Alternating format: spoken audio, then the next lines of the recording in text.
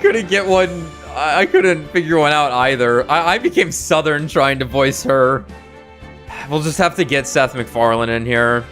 What do you mean Peter Griffin? I don't understand. You'll see if you don't remember. I don't remember. You're gonna remember.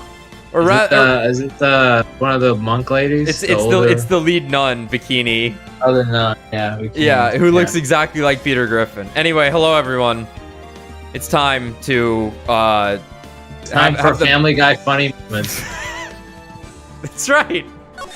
Family Guy funny moments. We're gonna kill Larry Butts today. That's the main goal. Everything else I'll do Larry. Ceremonious. Yeah, sure. Everything else ceremonious.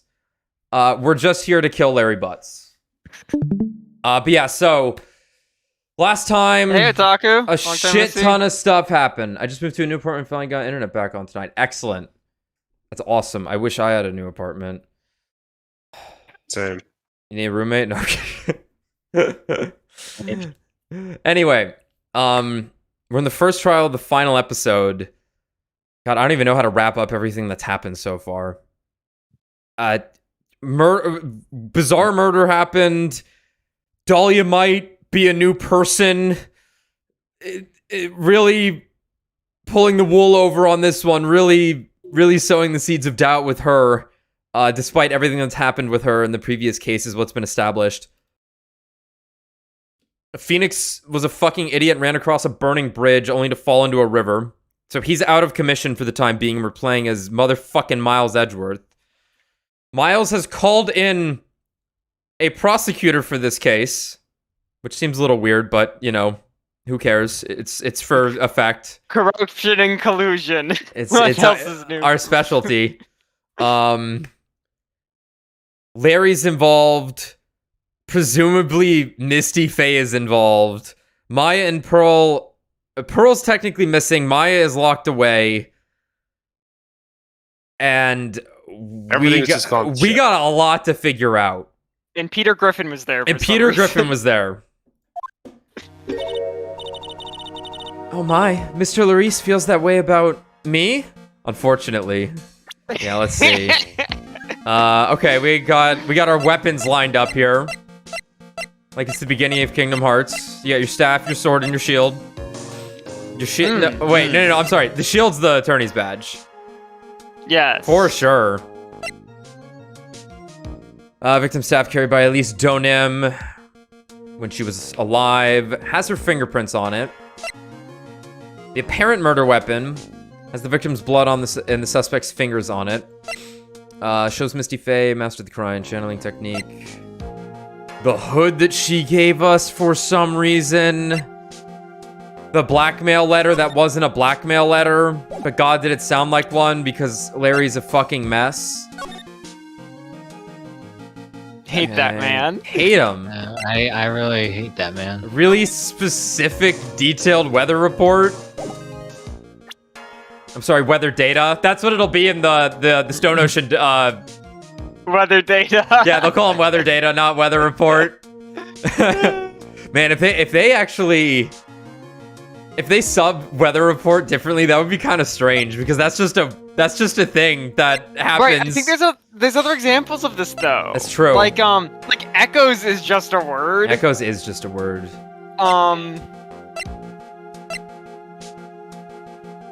It's like obviously like Killer Queen, like yeah bites the dust. Like bites the dust is like, well, that's just a phrase, but I guess it's because it's not another one bites the dust that they were able to get away with it. But also, Crazy Diamond is only half of the song title or album. Right. Yeah. Whatever it is. Like it'd be weird if they had a very specific copyright on that. And I think they're just being safe rather than sorry, right? Yeah. There's his testimony. Rang lights out. Rang lights out bell at 10 p.m. and was in her room until the murder was discovered. Okay. And then here, see, this is Peter Griffin. Holy crap, Iris. Holy crap, Lois. Look at the real Peter Griffin on this. Doesn't seem to have any spiritual power. Right, she said she didn't have any. My friend since grade school. That should have changed. This should have updated to. It should have just said my since grade school. my acquaintance. I know him. My man, I will kill. I don't remember how we became friends though, because you never did. We're no longer friends. All right. Yeah, I can't quite put my finger on it. Anyway, Iris, Larry is down bad for you, but he's just kind of down bad in general, so it's nothing special. You're a bad man. Oh, Stay away from the channeler. Stay away from the summoner. Apparently, he isn't aware of your real secret at all. This is no time to be embarrassed. I'm sorry. I'm just hardly accustomed to that sort of thing. Worry not. And in any case, whatever it was that he saw the night of the incident, mark my words, I will drag it out of him. Does that mean Mr. Larice is the witness today? No, thank God. I believe that none, Peter Griffin, will be the first to take the stand. Sister Bikini. She claims to have seen the very instant in which you carried out the crime. I just want to ask you one last time. It really wasn't you who killed Miss Elise Donim, correct? That is correct. It wasn't me. It was my other personality, Dahlia. The Nenix Plus. We need Taditas Plus to fix this world. He can fix any world. Very well then. Mr. Edgeworth? Yes? You are a prosecutor, aren't you? Are you sure about this? If your true identity is revealed... How we're slipping... everyone here would know him. Like, He's fucking famous. all the people attending the proceedings would be like, oh, I know that guy. Hey, what's up? How you doing? Hey, man, I'm gonna be over here today. Oh, that's cool. What? Hey, that guy that took down Dant and Lana? That's, yeah, of course you Shit. know him. Who? Von Karma's son? Well, you see, so in this world, the second you put on the attorney's badge, the defense attorney's badge, everyone treats you like dog shit. They just completely forget about you in every regard. You're right. You were thrown to the bottom of the cast. Don't worry, I've made the necessary arrangements. I see. Iris. He had to park at the Sony's Oh, 3 blocks away. Oh, he was in the B lot Yeah. where Angel was. Iris, it is a prosecutor's job to doubt people. But right now, I'm a defense attorney. A defense attorney's job is to believe in people. And to believe until the bitter end. That's what my friend told me once. Mr. Edgeworth. I simply ask that you watch and decide for yourself whether or not I am fit to do the task I've been entrusted. Very well, sir. I leave my defense in your capable hands. Give me my baby girl. Show her to me. Oh my god, she's gonna like fucking fly in through the window. Anyone want to be the Canadian judge? I got nothing. He's got I can nothing. I'll try an Australian judge. Whatever you want, man. Just We hate this man. As Do long as, whatever. you talk, I don't care what he Alright. sounds like. Court is now in session for the trial of Sister Iris to the Hazakuru Temple. Hazakura! Oh my god, they flipped his sprite Oh my god, they spelled Edgeworth backwards. Hit The defense is ready, Your Honor. The defense does indeed appear to be ready. However, the same cannot be said for the prosecution in this case. Man, they really have to get for a dramatic intro, don't they? Dude, it's like when you look at yourself in a picture and you're like, that's not what I look like in a mirror. Yeah. Holy hell. But it's the thing I'm not Like a sure I digital- like such a blatant waste of this court's time. Sorry, Tommy, what was that? Well, it's like the thing digital artists have to do. Like they'll mirror the image to make sure the proportions are right. Like when they're drawing something. So it's just like all of a sudden like the nose will be fucked up in the mirror, and you know like you drew the proportions You're wrong. like, yeah, this looks good, and then you just flip it, and you're like, wait, What the fuck did I just make? what the Yeah. fuck am I doing?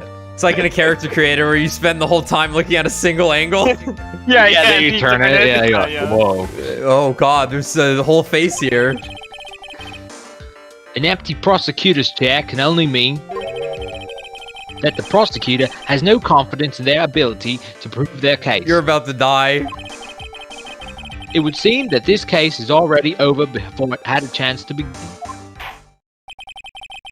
I am ready to announce my verdict at this time. This What? court finds the defendant. BAM! Baby girl, welcome back! The prosecution sounds ready. Did you get the theme? Oh no. I've heard this before. Have we? It's probably just from 2. Hmm. Baby girl. You are. You don't know. Do you people do. What the. Franziska von Karma, prosecuting prodigy. Von Karma, you say? Perchance, would you be able? You wouldn't be of any relation to the legendary prosecutor, Manfred von Karma? Legendary prosecutor and horrible manipulating criminal Manfred von Karma? I love that guy. Legends are one thing of the past. I am von Karma, that is all. Upon a special request, I flew in today for the purpose of prosecuting this case. Did? Then you must be quite a big Quite shot, a big shot! By the way, Mr. Edgeworth, Yes, Your Honor. I am almost certain that I've seen you somewhere before. Or am I just imagining things? You look very much like a prosecutor I met once. I believe you're imagining things, Your Honor. No, that's wrong. Von Karma, did you have anything to say? There is no such weakling as this man among those of the prosecutor's office. Nice. There isn't. But I'm sure, once again, in this courtroom, I told you, there is no such weakling. what is this? A whip? I'm not sure I can care for such a thing in my courtroom. Oh, you'll learn to like it, buddy. Bailiff, remove that whip. Hold it! Oh, fuck. I didn't get it clean here. I didn't hear the hold it too clearly. I have no objection to the whip. You don't? The prosecution can wield a whip or drink 17 cups of coffee. But there is still only one truth. That is what I stand here to prove today.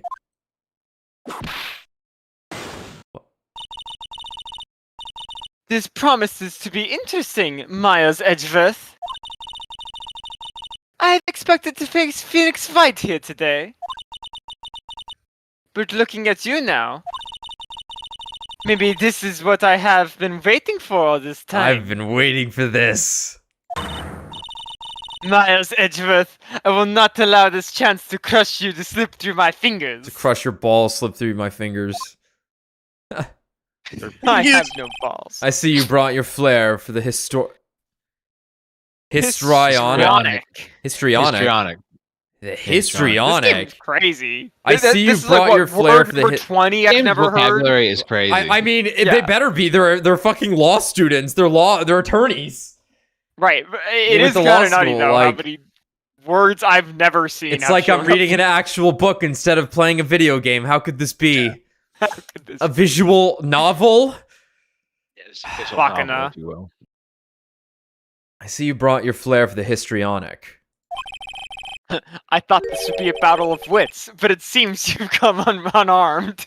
Allow me to add to the things I'm not sure about. People acting bizarrely in my court. The stage is set. Now continue with the proceedings, Your Honor.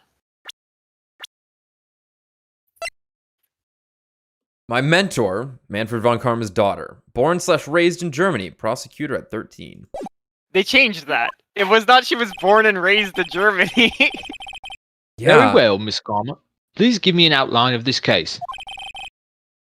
With as little whipping as possible. The murdered victim is the famed picture book author, Miss Elise Dunham. How? This is ridiculous. Her body was found in the Hazakura Temple courtyard.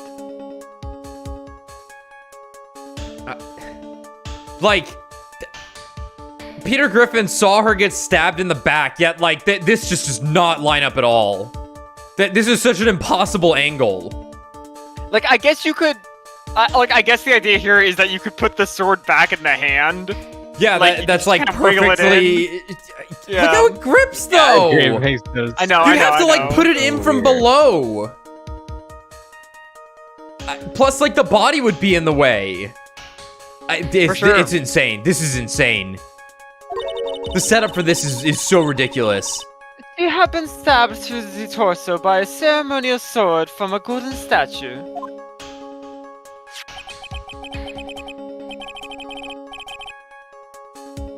The sword in this picture is the weapon in question, correct? Very well. The court accepts this photo of the crime scene. Okay. There is no mistake. This was the doing of Sister Iris.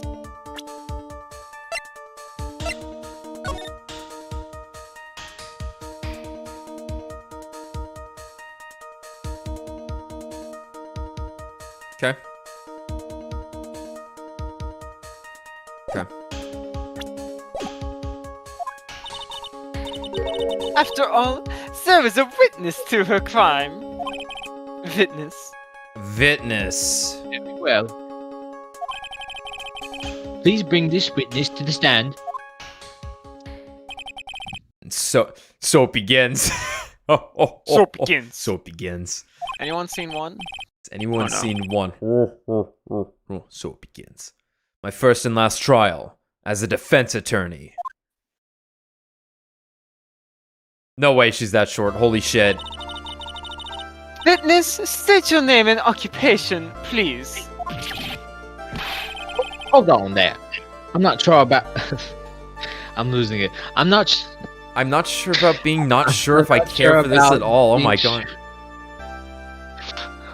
I was losing it and the accent, and that was not easy to read. That's a weird sentence, yeah. Yeah, hold on there. I'm not sure about being not sure if I care for this at all. This judge is losing it.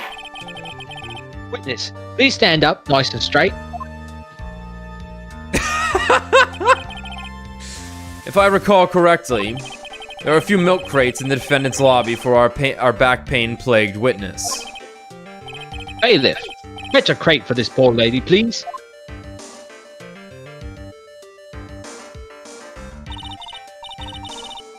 Once again, your name and occupation, please. Little old me? Well, I'm the head nun of Hazakura Temple on Eagle Mountain. I don't know why that accent comes out, but that's what's happening. My name is Bikini. You got it, Bikini. Nice to meet everyone. He fell in love. This is it. But you don't appear to be wearing a bikini right now. The courtroom is the garden of holy judgment. Those with lechery in their hearts should leave the sanctuary at once. Tell him. You want me to leave? No need to get your bikinis in a twist. Let me tell you, I'm a sight to behold in summer. In any case, now that we're all mentally scarred forever, witness, I hear that you saw the crime take place on the night in question. That's right. I can still hardly believe it myself, to be honest. There's no way dear little Iris could do anything like that. Let's hear what you have to say, then. First, tell us about your own movements that night, eh? I don't know. I do just keep going with the Australian, but like he's Canadian every now and then. Okay. Which is true for all Canadians. It's not like you can really tell a guy's Canadian until they say about. Oh, you can tell. I've listened to the Best Friends enough to be able to tell. Right, but I wouldn't say it like they. If I didn't know they were Canadian, I wouldn't know. They're French Canadian too. Yeah. Yeah, Especially the French Canadian you're part. just like normal Canadian. You're like just Right. English speaking, but it's like the French adds something to your accent. Adds those like weird things. That night, I was helping an acolyte with her training in the inner temple, but, well, as you can see, my back likes to act up violently. So, I left Iris to help the acolyte and returned to Hazakura Temple. There's no bath at the inner temple, you see, and I needed a long, hot soak. I'm getting feedback on your end, Ryan. Oh, sorry. Turn down a little bit. Thanks, man. It was after I'd finished, just as I was heading back, that's when I saw it.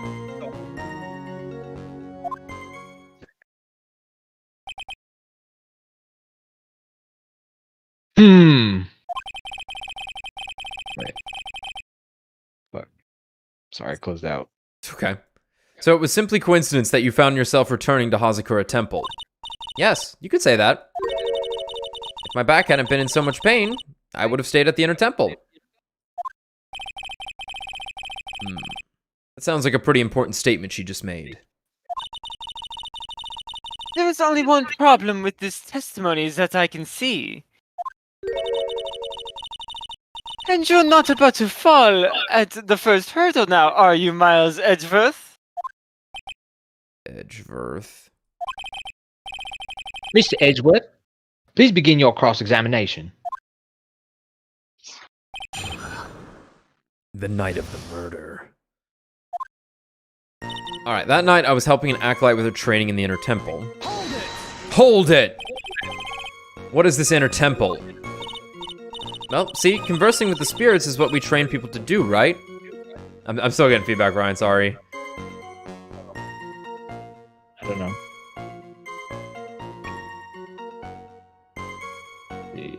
See, conversing with the spirit is what we train people to do, right?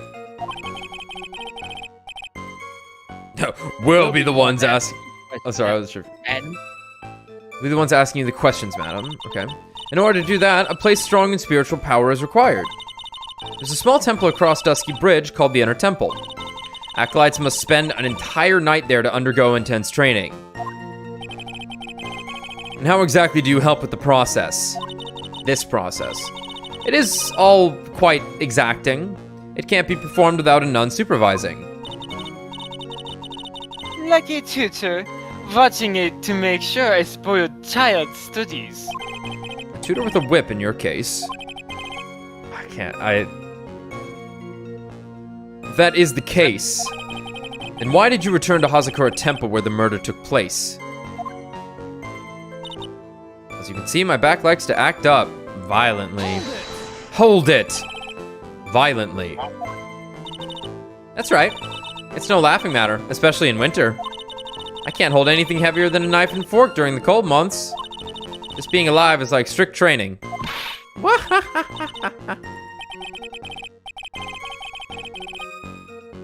On the night of the murder, was this fabulous back of yours hurting again? That's right. Raging like a bull in a pig pen. I almost fainted once or twice. I just knew that unless I warmed it up, it was gonna finally finish me off. So I left Iris to help the acolyte and returned to Hazakura Temple. You left Iris to help. With what?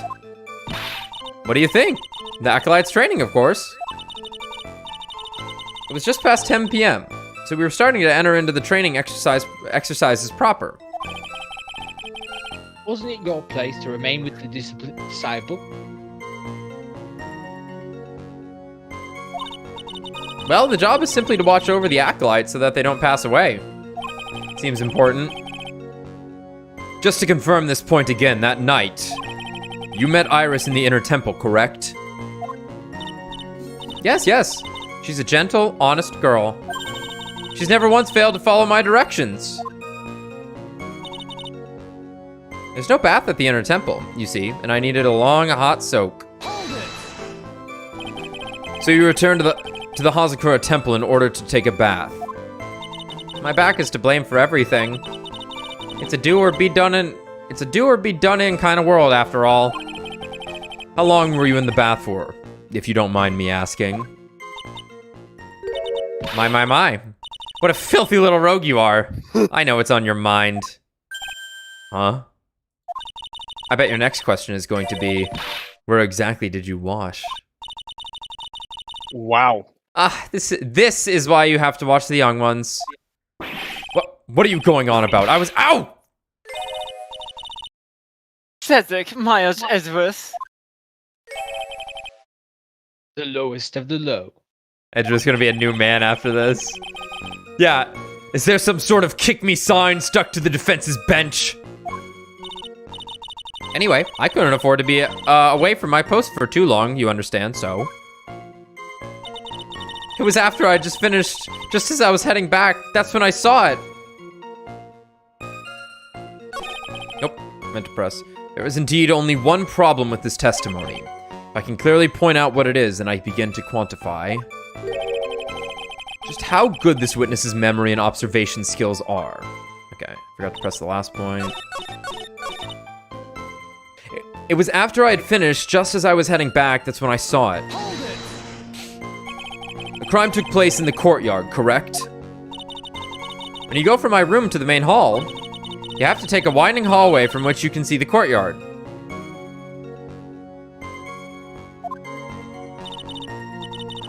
That's... In other words... It was pure coincidence that the witness saw the crime taking place before her eyes.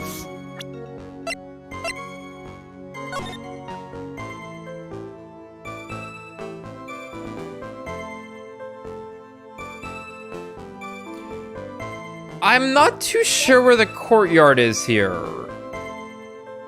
I guess it's gotta be at the temple. Like, it's at the temple, but is it Well, behind it? Is it to the right of it? Left? Right, because we just kind of got put there as Phoenix, right? Yeah, well, when we were there as Edgeworth, it looked like we were behind it. Right, so I guess that's, yeah. But courtyard, I guess, just means, like, somewhere in this premise here, right? Like, in this box? Yeah. Presumably courtyard would mean, like, the front of it usually, but maybe there's, like, a courtyard in the middle? I'm trying to think of where the stone walls were. I don't know. Maybe they'll elaborate on this. Unless we have... Yeah, that's not gonna help. Yeah, maybe they'll update it too. It was pure coincidence that the witness saw the crime taking place before her eyes. Oh, how I miss this pose. There was no complicated setup in this case.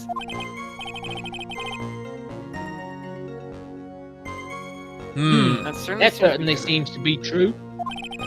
There is indeed only one problem with this testimony. If I can clearly point out what it is, then I can begin to quantify. Okay. Alright, so the major thing here is... Iris claims to have never gone, right? Yeah. And was then in her room until the murder was discovered. So I think it's just this.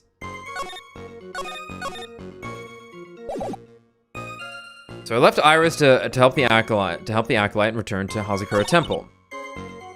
Yeah, whatever. I'm gonna press this again just to be sure. You left Iris to help. With what? What do you think? The acolyte's training, of course. It was just past 10 p.m., so we were starting to enter into the training exercises proper. Wasn't it your place to remain with the disciple? Well, the job is simply to watch over the acolyte so that they don't pass away. Just to confirm this point, again, that night, you met Iris in the inner temple, correct? Yes, she's a gentle, honest girl. She's never once... Okay. Yeah, I think it's just Iris's testimony on this. It is. Witness. Witnesses have to undergo their own trials, I'm afraid. The defendant's fate rests on their powers of observation and memory, after all. Well. Don't... Oh god, look at her mouth jiggles. Don't worry, I'm more than up to the task. I'm a woman of faith, after all. The head honcho of Hazakura Temple. In that case, Miss Honcho, I'd like you to explain something for me. The discrepancy between your testimony and that of the defendant, Iris. She claims that after ringing the lights out bell, she went back and stayed in her room. Which means she did not go to the inner temple at all. You know, those desks, those stands that they're at, have to be so fucking tough. The amount of smacks these things take from these massive people. Phoenix double hands it too. No. A defendant or a witness? Who is more likely to lie, do you suppose? Okay, now I'm getting feedback from Brad.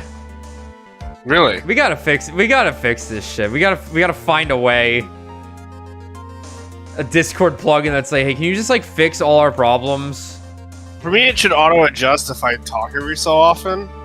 Okay. So, like, it should be fine now. Yeah, it is so weird that yours, like, what you're hearing ends up going through your output. So or your fucking input, stupid. I should say. Yeah, it's so dumb. It's fucking weird. Who's more likely to lie, do you suppose? Okay. The defendant is simply lying to cover her back.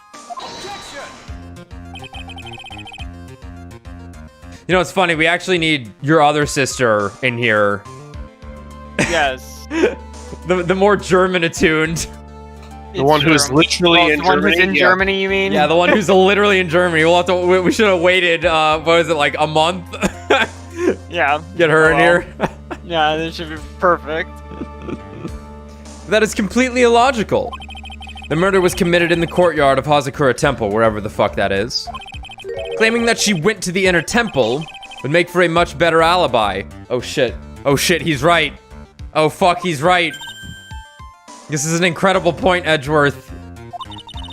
But that is odd. Whatever the reason, I can't believe that she would lie.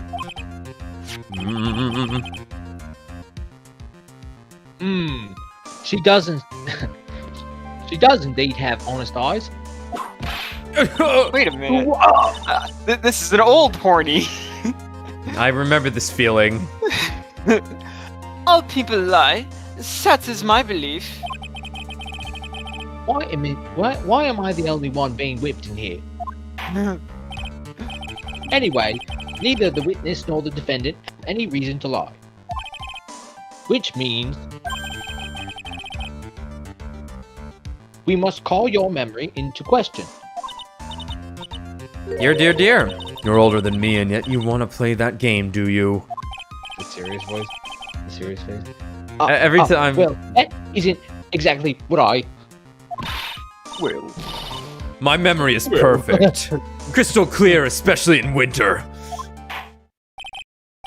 My mind's Then better in winter, I too. suppose it's too early to end this cross-examination. Mr. Mr. Edgeworth, if you're going to question the memory of this witness, you will need to show me a more decisive piece of evidence. Understood, Your Honor. I was naive to think that alone would do the trick. Then please add your comments about Iris to the testimony. Your comments boot Iris to the testimony. And let us return to the cross-examination. Okay. Alright. The judge burping. Yeah, he's just... The judges can do whatever they want.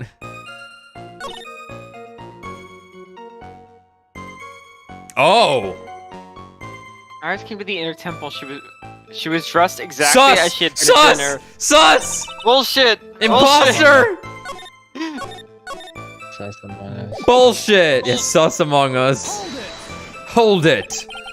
Are you sure that you're not making a mistake? You, young man, need to get your estimation of me up from the floor. I Iris always wears the same clothes.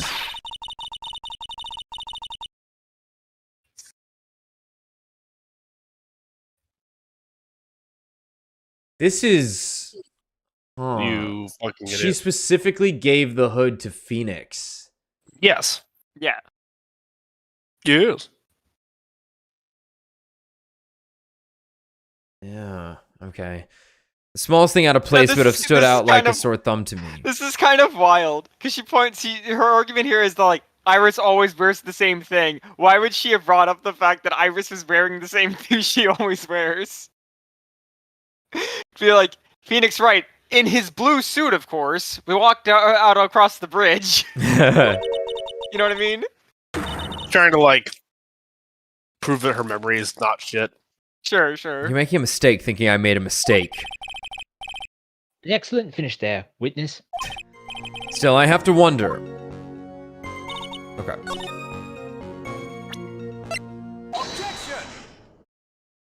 Witness, let's get one thing straight. The defendant whom you claim to have met, she was wearing this demon warding hood, correct? Of course.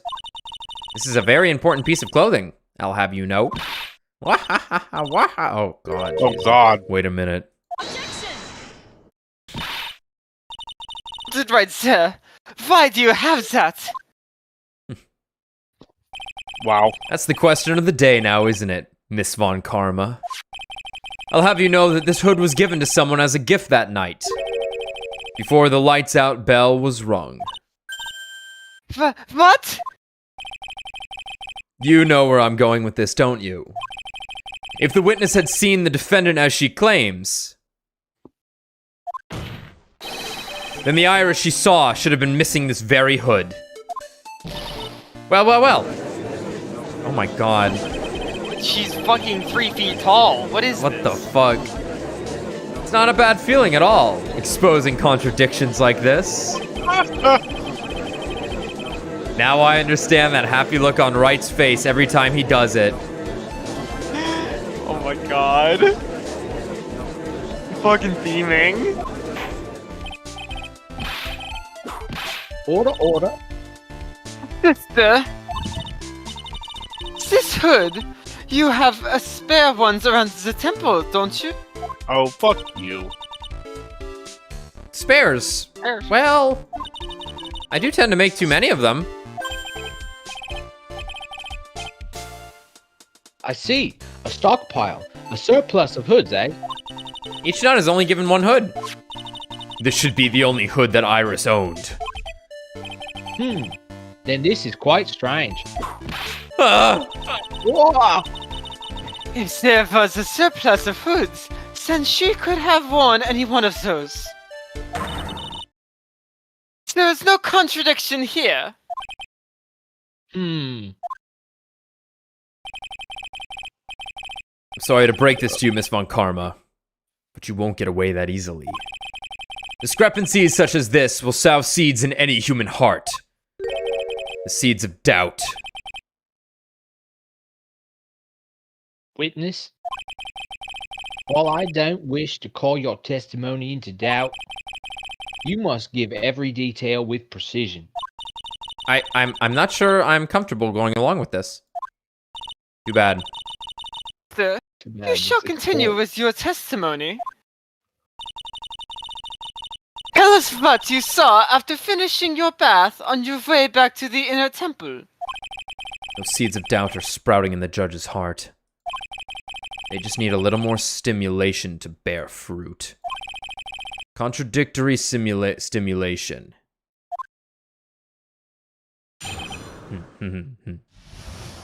After my bath. I finished my bath around 11, and I thought I should return to the inner temple. And as I was walking back, I heard a noise from the courtyard. I took a look and Iris was, Mystic Elise! With that sword of all things. It undid her hair too. Yeah. Mystic Elise was staying in the corner room, which faces out onto the courtyard.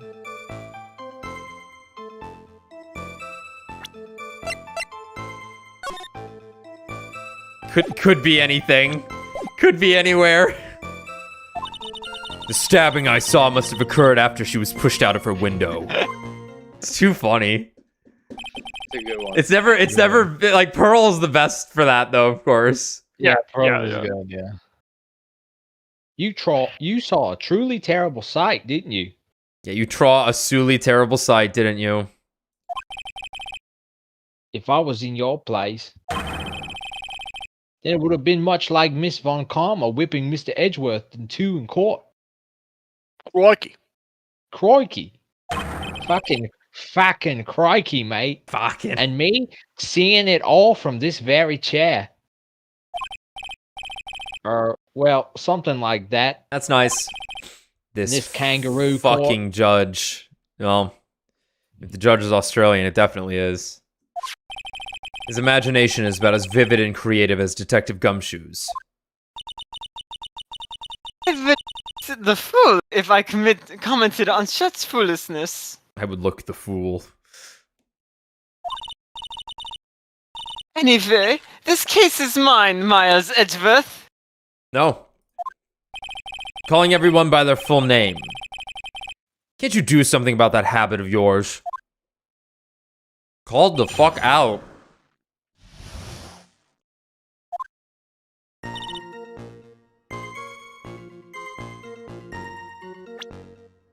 When was the murder? Actually, let's look at the weather data. Lightning from 11 to 10. Or 10 to 11.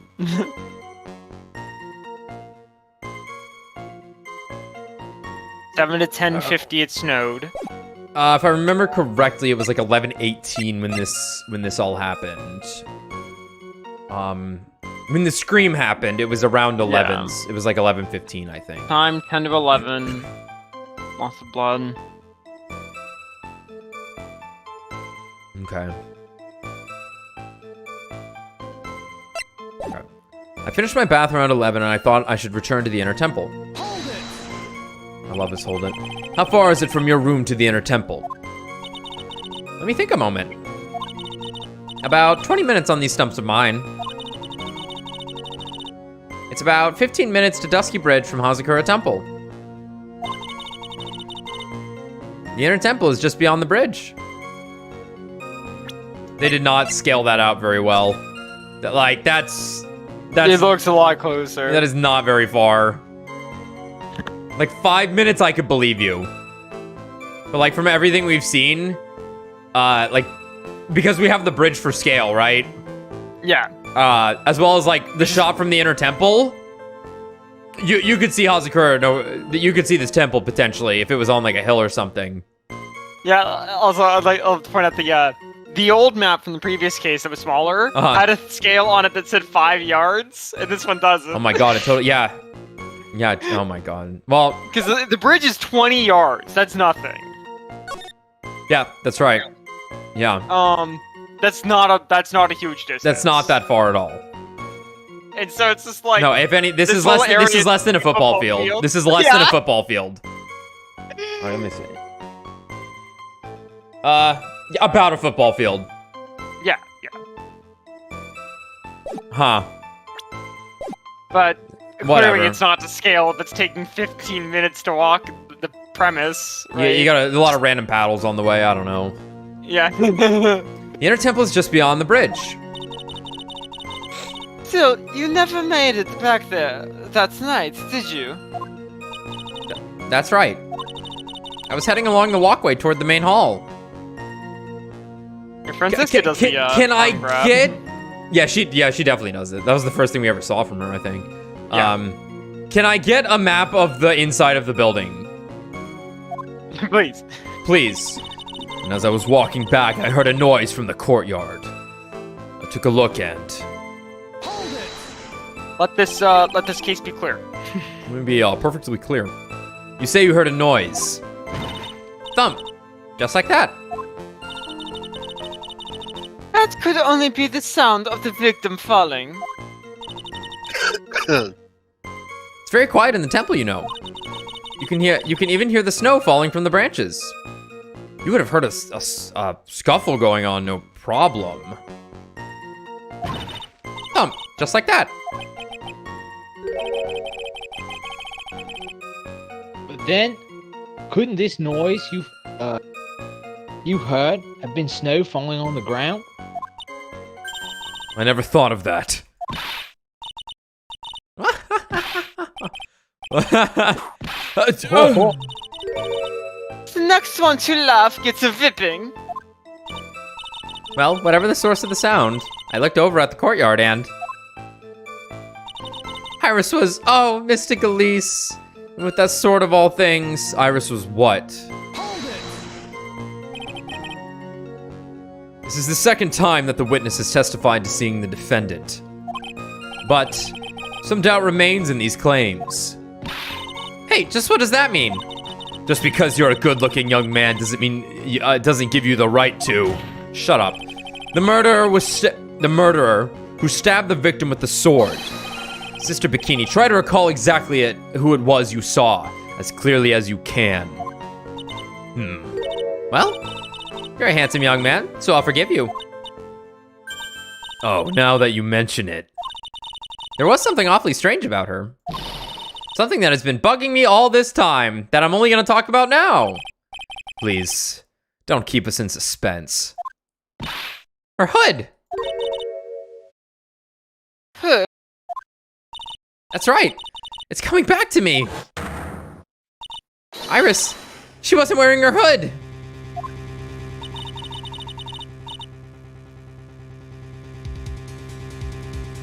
Yet she's already testified to seeing her at the inner temple. No. Right. Heading that way with the hood on. Right. Yeah. She said she passed her in the courtyard over and she had the hood on. Yeah, okay. Because Bikini was leaving the inner temple, and that's when... Yeah. Iris was heading that way, according to her. Yeah, but maybe it would make sense if Iris was already in the inner temple, and then they passed off at that point, right? Like you don't leave your you don't leave your post until someone gets to your post, right? Right. Yeah. Though I guess if it was 10 o'clock and she knew that Iris was heading there, she could have just headed out and they could have crossed paths then. Because it was just before 10 when she had that conversation with Phoenix, because she was about to ring the bell. Yeah. And it takes 20 minutes to walk over there. But she saw the hood. Yeah. Okay. I thought something was out of place, but it all makes sense now, doesn't it? After all, she'd given that hood away to someone, right? Arrgh! Ha! You dug your own grave, Miles Edgeworth. what do you say, Mr. Edgeworth? Is this testimony important? It's probably important. This may initially appear to put me at disadvantage, but I can't see any other leads at the moment. Your Honor, I would like these new statements to be added to the testimony. Miles Edgeworth, if you want to hang yourself, you need only to ask. I'll gladly lend you my whip. Jesus fucking Christ, man. Calm down. And when Edgeworth's like, man, I hope she doesn't say my name too much and Add people remember that who I statement. am. Yeah, seriously. All right, I'll do that statement to your testimony. No problem. Now that you mention it, Iris didn't have her hood. You sure about that? Yes, after all, we always wear the same clothes. Ugh. I don't mean because we're poor. You understand? It's our style. Yes, that's it. There's absolutely no need to explain yourself. Anyway, she looked different from normal, so that really stuck out. Like me holding a whippet, a puppy, instead of my whip. Sure. Oh, at least then it might bite you and not someone else. Iris didn't have her hood on. I'm sure of it. Very well. Now, please tell us about the victim, eh?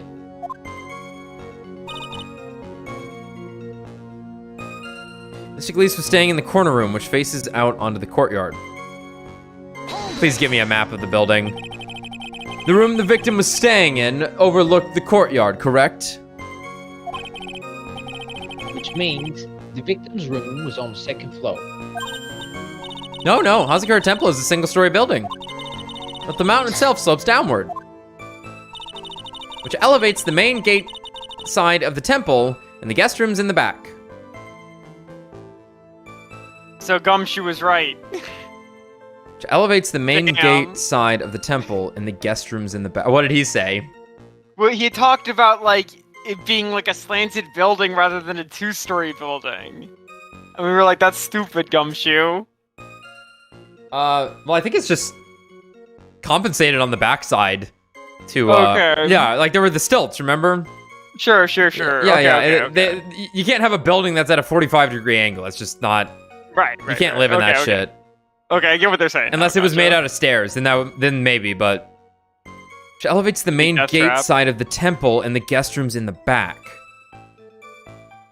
Break your neck every day in that house. So, the courtyard is in in the back then. Yeah, That's kind of what I thought. Okay, so Okay. guest rooms are in the back. Yeah, okay. This is the back to about the height of a two-story building. Yes. I see. And the victim was staying in one of these elevated rooms, correct? Yes, I should know. I'm the one who carried her things to her room after all. The stabbing I saw must have occurred after she was pushed out of her window. Hold it! What makes you so sure of all this? It's just like I told you earlier. I heard a noise from the courtyard, okay? Thump! Just like that. Smart sister, I'll give you that. That autopsy report states that the victim's body was covered in bruises, indicating a fall from around 10 feet in height.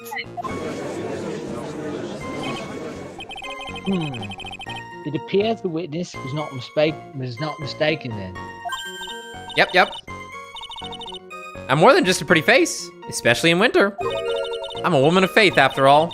The head honcho of Hazakura Temple. There's only 2 of them working there. That's 5 miles, Edgeworth. No snappy comeback remark. Doesn't feel like she's lying. This is very powerful testimony, too. Very powerful. She claims to have seen the instant in which the defendant stabbed the victim. There are only 2 things I can believe in right now. My client, Iris, and my own abilities as a defense attorney. Both of which are a little... meh.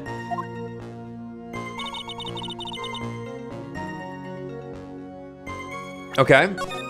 So... finished my bath around 11, and I thought I should return to the inner temple. As I was walking back, I heard a noise from the courtyard. I took a look and...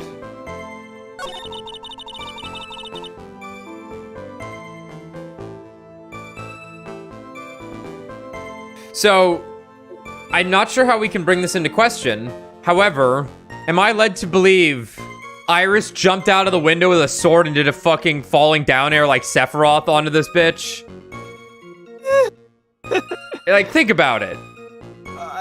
I'm thinking not, but I get where you're coming from, but I'm thinking not. She would have had That'd to be have gotten insane. down there really quick. Yeah. And then take the sword out of the statue and then stab her in such a convenient spot.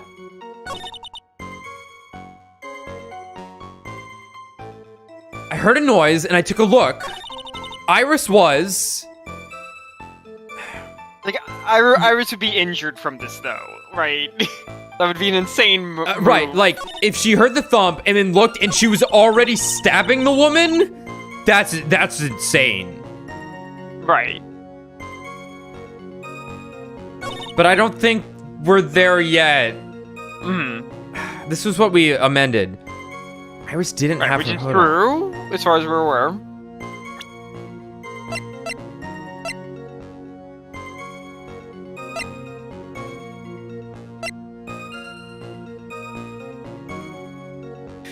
Right, but who did she see then, right?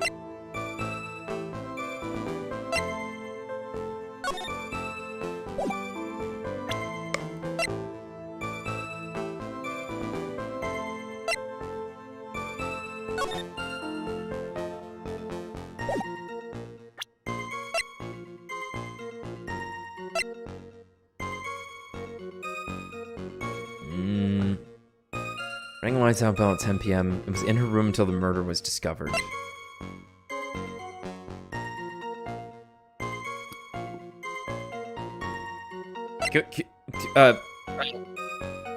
Where was she arrested? God, I forget. What's the 7 seconds to the end thing again? It sounds familiar. It does sound familiar. Well, lost from stab in the back. Body fell 10 feet after death. After death. After death. After death. This shit don't make no sense, Chief.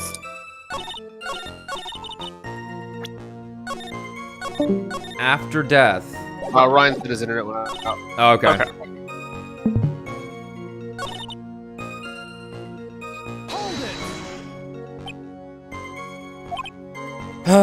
These claims. Hey, just what does that mean? Just because you're, The murderer who stabbed the victim with the sword. Try to recall exactly who it was you saw as clearly as you can.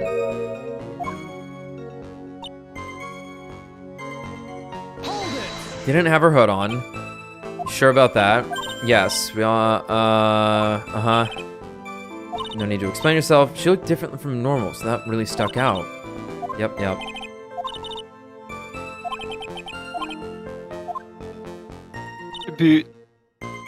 They're staying in the corner room, which faced fair. Like, let's just try and find the line that's, like, wrong. The room the victim was staying in overlooked the courtyard, correct? Which means the victim's room was on the second floor. No, yes, no. The mountain itself slopes downward. Effectively a fall. Yeah, she fell. About the height of the two-story building. I see. And the victim was staying in one of these elevated rooms, correct? Yes, I should know. I'm the one who carried her things, after all. Stabbing I saw must have occurred after she pushed her out of the window. Which makes sense, because you can't get back up there. However, this is the line. Right. Because okay. Loss of blood from stab in the back, body fell 10 feet after death. So it's going to be this one. Yeah. Right. Sephiroth says it at the end of the remake. Oh my god. Right? Sorry, I've already repressed that game. Not yet, as the ending of FF7 plays. I haven't given you enough despair yet. He says directly to me. Yeah, so I guess we hit her with the Autopsy report. Yep. Die. Oh, Edgeworth, that autopsy report is outdated. I know. I have a new one. Impressive logic. That's what I'd like to say anyway. Oh, please do. My brain is something else, especially in winter. Shut up. However, I think you are overlooking one thing. Miss Von Karma, would you be so kind as to take another look at the autopsy report? The autopsy report? The victim did fall from a height of 10 feet. However, this fall was after she was killed. That murder time is outdated.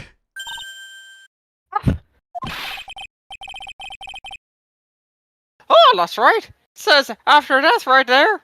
The scene the witness claims to have seen is contradictory. If the defendant stabbed and killed the victim there in the courtyard, how did the victim then go on to take a 10-foot fall?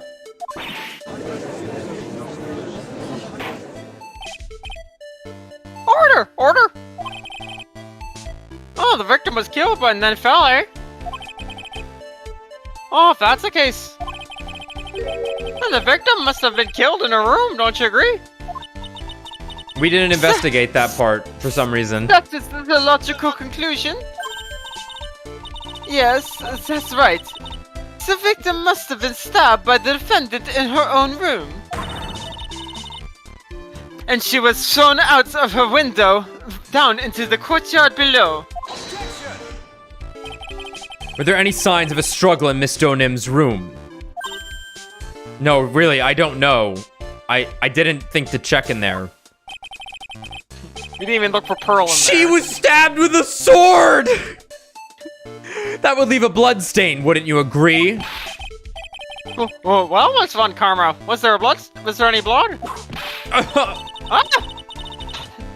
No traces of blood were found in the victim's room.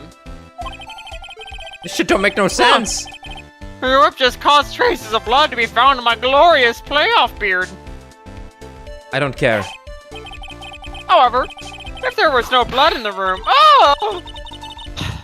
I'm sure there's no need for me to go over this. As I'm sure your honor is well aware of when a stab wound produces the most blood. When it produces the most blood, very little blood is actually lost at the moment of a blade's insertion. If you want to talk about when the most blood would be lost from a body, that would be when the blade is removed. True. Indeed. With the weapon still in place, it acts like a lid on the wound. Oh, that's true. With the weapon still on the body, there wouldn't be much bleeding. Perfectly reasonable line of thinking. We have come to a conclusion, son. The victim was thrown out of the window with the sword still in place. This removes all of the contradictions. And what the fuck did Bikini see? I must admit that this is a probable version of events. I'd expect no less from Franziska von Karma. She locates and takes control of every vital point. Seems. But we need a clearer testimony from the witness. Remove all suspicions on your part and tell us about only the facts, please. Yeah, that was actually suppositions. Remove all suppositions on your part and tell us only the fact. I don't blame you. I would have read that way too, but he's down there now. Witness, please. Remain standing on the crate. Don't go selling me short now. The weight of the winter snow has bent me out of shape. Especially my back and my mood. Please give us your testimony. I will give you a vigorous massage once we are finished here. Oh, I want one actually. Shut up. With the whip. Oh boy. Alright. Alright. Further details. When I looked across at the scene, the sword was already in place. Thinking about it now, I didn't actually see her stab Mystic Elise. I've never seen so much blood before. That's when I fainted. You can't blame me, can you? And when I awoke, Mystic Amy was stabbing Mystic Elise through the back. Holy shit. Law confirms this Von Karma's theory. Von Karma strive for nothing but perfection. Putting together such facts is nothing for me. You should know that, Miles Edgeworth. Perfection is an impossibility, Franziska von Karma. You should know that. And I'm here to teach you just that. Because clearly, Phoenix beating your ass a couple of times did not do it.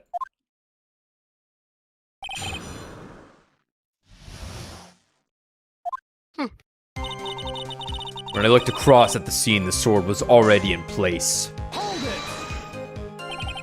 At that time, was the victim bleeding? Well, I was very shocked to be seeing all this, of course, so I'm not entirely sure. But I don't think I saw any blood. Not then. I'm sure that you didn't. The weapon was acting as a plug in the wound. In any case, let's be clear on one very important point. 7 points, in fact. Did you actually see the instant in which the victim was stabbed? Thinking about it now, I didn't actually see her stab Mystic Elise. I love his hold it. Think carefully. This is very important. It's Iris we were talking about here. I'm thinking for all I'm worth. Wait. No, when I looked over, the sword was already in Mystic Elise's body. I'd like to put a sword in this. It might not be conclusive, but this testimony supports her theory. The victim was stabbed in her room and then dropped into the courtyard. I think this proves it rather well, Miles Edgeworth. I've never seen so much blood before. Oh man, why even press here? Here we go though. So you're saying that you saw the victim's blood? Well, actually, she said she'd never seen so much blood. There shouldn't have been a lot of blood. That's right. Some of it had splattered onto Iris too. When the defendant was arrested, she was meditating in her room. Okay, I wanted to know about this. Thank you. Thank you, Franziska. When the defendant was arrested, she was meditating in her room. And her blood-flecked clothing was neatly folded in the corner. Oh, fuck. What? Her clothes were blood-flecked as well. That seems quite conclusive to me. Yeah, you didn't open with this somehow. What should I do? Press this point further. Press further. Going back to your previous statement, you said that you saw a little bleeding when the victim was stabbed. But now, you say you saw the victim bleeding. Well. I say that what I saw is what I saw. Oh, what did you see? Maybe I didn't see the poor woman get stabbed, but I saw the girl pull the sword out of her, plain as day. Pull the sword out? That's the opposite. Yeah, that's saving someone. If you yeah, sort of. No, makes it worse. Makes it worse. It makes it much worse. Like that, slicing one way, leaving it in. Okay, everything's held together. Pulling out, that's reverse motion. That's vacuum is what that is. Pulling the sword out. Well, it wasn't exactly pulling. It was more like it came out. Huh? Witness, you will add a statement to your testimony. Huh? Testimony. Oh, was that important? More important than you can imagine.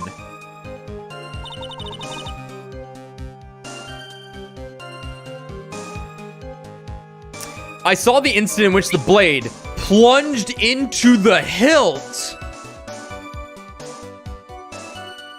A smoothly drawn. That doesn't make any fucking sense. Into the hilt. Jesus there's no Christ, fucking. There's no blood up to the hilt. Well, I think that's just the like. Take that right there, like. Smoothly, you say? You're saying you saw the sword smoothly slide out? Also, no. Every vertebrae gets caught on this thing. No. Ugh. What? You're saying you saw the sword smoothly slide out? That's right. The whole thing happened right next to the gold statue of Mystic Amy. Like in this photo, yes, or memory, not photo. Yeah. But like that's not what our evidence looks like. No. Mystic Elise was on the ground and Iris was stooped over her. The sword was buried up to the hilt.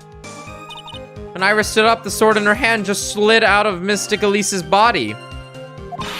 It slid out from that gaping wound. Ah! It goes without saying, if the sword was removed, there would be bleeding. That's a two-way puncture also. Yeah.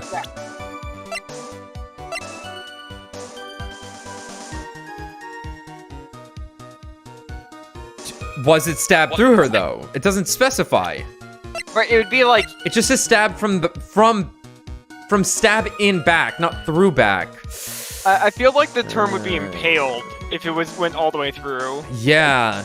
It was without saying that if the sword was removed, there would be bleeding.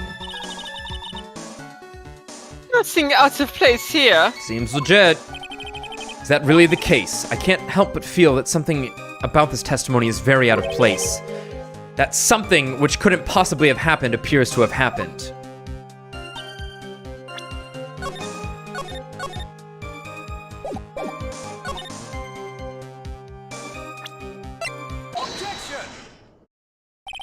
Sister Bikini, you are a reliable witness. At least, I'd like to think so. But there are too many contradictions here. What do you mean? You make it sound as though I'm a liar. But you're a handsome young man, so I'll forgive you. Contradictions are you talking about?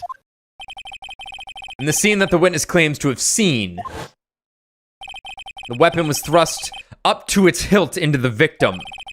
Furthermore, the killer withdrew the weapon smoothly from the body. However, both of these are complete impossibilities.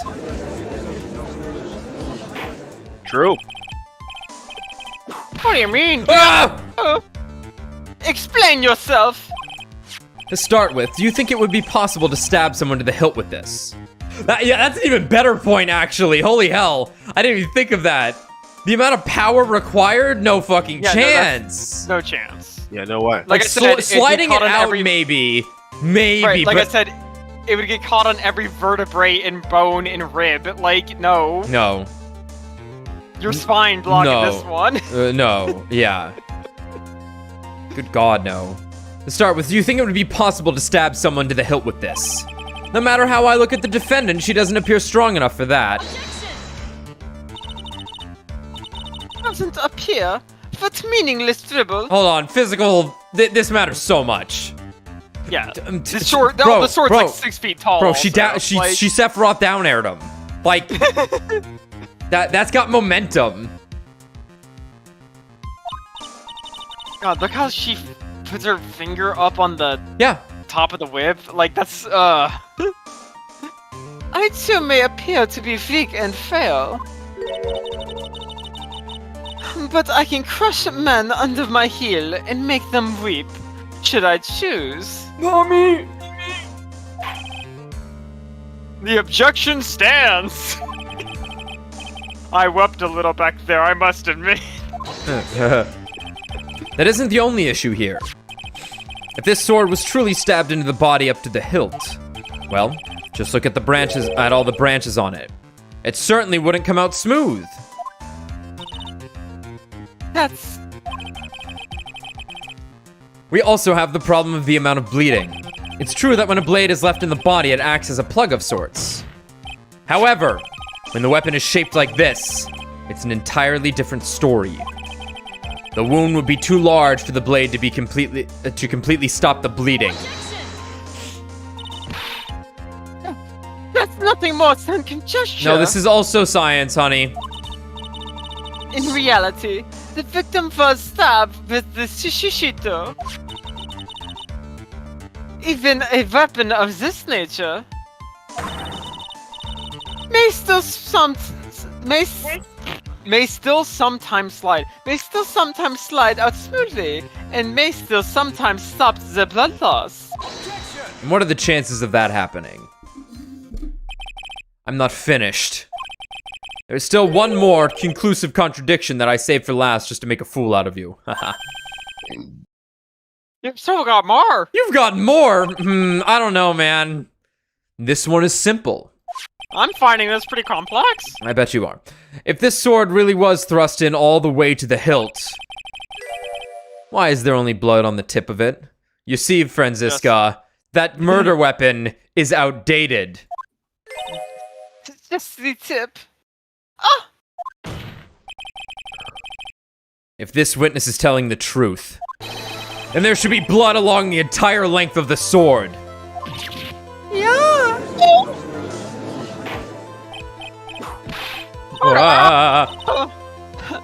Bravo, Miles Edgeworth. Raising this many contradictions from a single piece of evidence. All the other attorneys I know could maybe manage one, if that.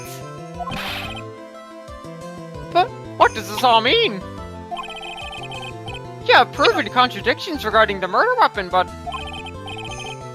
Having come this far, there can only be one answer. And that is... This is an unreliable testimony. The weapon used to kill the victim was not the Shichi Shito. Okay, that too. That's it. What? A foolishly foolish idea born from the foolish mind of a foolhardy foolish fool. You know I'm good at what I do. Let's examine this again. What was it that made us Franziska. think this sword was the murder weapon? What? Of course I'm a fool. I work at the circus. I am the circus. Now I'll make you dance. What was it that made us think this sword was the murder weapon? Looks like you've got egg on your face, Franziska. More like edge on your face. Am I fucking right? Well, it's because Mystic Amy was holding it. Exactly. However, if you reflect on this, that is the only basis we have to assume such a thing. That is the only basis we have to assume such a thing. The impression left by the scene was just too strong that it was influenced. That is what influenced us. It influenced us to believe that the Shichi Shito was the murder weapon.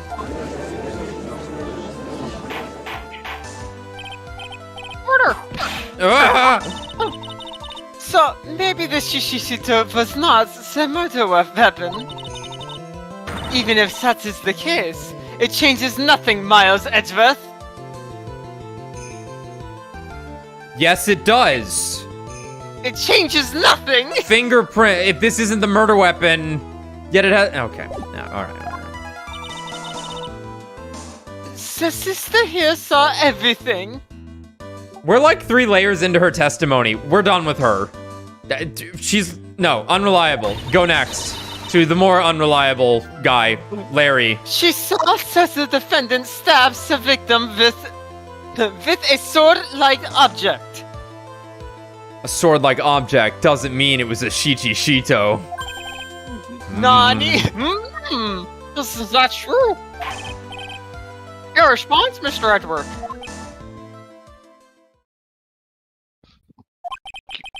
If that is so, I would like the prosecution to answer the obvious question it raises. The obvious question. Yes, namely, where did the real murder weapon disappear to? Oh my god, how could that? Why is he asking me this? Yeah, no, Edgeworth. That's what the prosecution asked the defense. You're doing this backwards.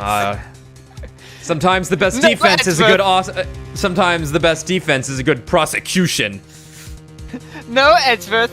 You have to tell us where the murder weapon is. That's what we always do to fight. It goes without saying that the police searched the main hall and the surrounding area. Perhaps the prosecution can enlighten us as to if a sword-like object was found. That's... I just got here an hour ago. Yeah. Answer the question, Miss Von Karma. No evidence of that kind was found.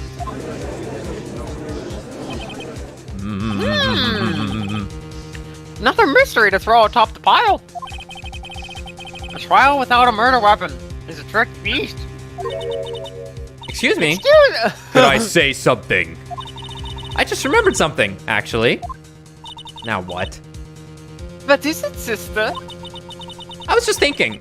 It's possible that just maybe what actually happened was it was just over there. What?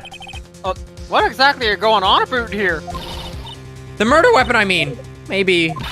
I think I might know where the sword was disposed of. You what? Oh, the 3-hit combo. Well then, I think we need to hear testimony from you one more time, sister. Impossible. Oh, Fräulein. What else? What else could this old woman have seen? Location of the weapon. I saw the murder at around 11 p.m. And after asking that to be reported, I went out to the main gate. And there, I saw tracks that indicated the snowmobile had been used. I was wondering about this. It flashed through my mind if the snowmobile was gonna be part of this. I didn't even think about it. Good, you was smart on you then. Yeah. But that changes everything. Yeah. I saw tracks that indicated that the snowmobile had been used. We're losing time. They are becoming more optimal on how long it takes to get to Dusky Bridge. I guess it's 20 minutes. But I think Maya said it also took them 20 minutes to get there though. She did. It takes 15 minutes to walk to Dusky Bridge, but less than 5 using one of those. Maybe they threw the weapon into Eagle River and came back when I was knocked out. Iris could have done that. She can drive a snowmobile after all.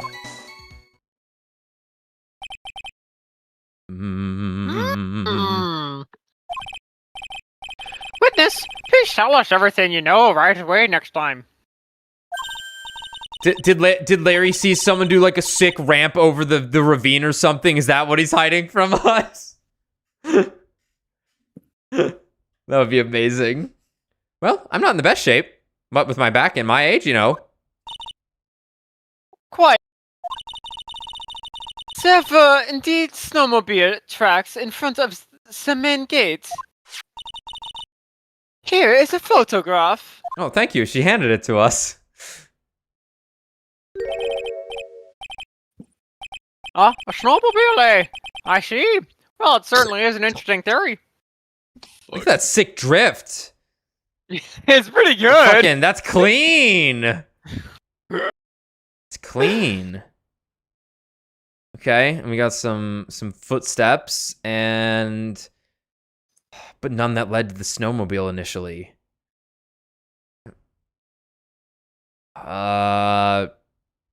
They would had to have reversed the entire way there. There's no tracks leading out to there. When did it stop? when did it stop? It stops at 10:50. Okay. Okay. And the murder supposedly happened at 11. Okay. Well, yeah, so it was snowing until 10:50, so these are just return tracks. Okay. Yeah. Or whatever. Okay. But there's still no prints. They must have fucking hopped the wall or something. I don't fucking know. Did a sick flip off the snowmobile because there's not even footprints leaving from it. All right. Yeah. A snowmobile, eh? I see. Well, it certainly is an interesting theory. The tracks begin in front of Hazakura Temple and run in the survey to Dusky Bridge. Track's photo added to the court record, taken that night from main gate to Dusky Bridge. That solves your pesky little problem, yes? The Eagle River current is quite swift, meaning that it doesn't freeze over in winter, making it the perfect place to dispose of the murder weapon. If it's a sword-like object, that shit's sinking. You could find it. What are your yes and no in German? Da. And Da. It's ja and 9. 9. How could thank we you. forget 9? Yeah, and 9. Thank you. Oh, Da's that's Russian. Russian. Yeah. Duh. Did she really go to the river to dispose of the murder weapon? Yeah, it was a ninja. Yeah, we got Donka for thank you, and Alfida sends goodbye. Yeah. Mr. Edgeworth, your cross-examination, please.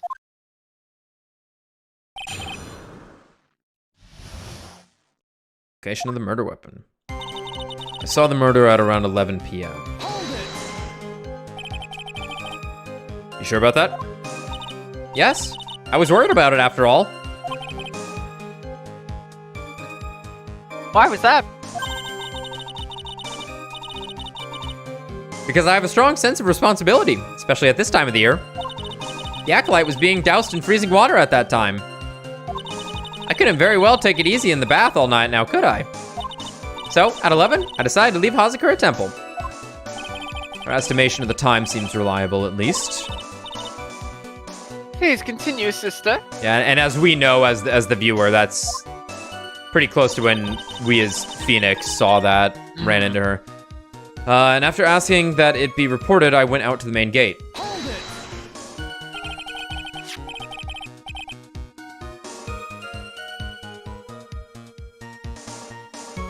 Right, so allegedly, Bikini here saw the murder, yet did not, like, attempt to follow Iris at all, despite having seen Iris, right? Well, she passed out. She passed out. You're right. She did pass out. That's right. Thank you. She passed out and woke up when Phoenix stepped on her. Yes. Okay, thank you. You asked Phoenix to report the crime, correct? Right. The one who trampled me. Yeah. Seems she is the type to hold a grudge. There isn't a phone in the main hall, so I sent him into the bridge. Phoenix Wright? He didn't even have his cell phone on him. He had forgotten it at home, apparently. But a naive boy, as always. She starts sweating at the thought of him. Not only do I always carry my phone, but I always have my whipping ham too. That's nice. Anyway, I was really scared. And it was taking him a while to get back. So I thought I'd go by the main gate for a spell. And there, I saw tracks that indicate the snowmobile had been used.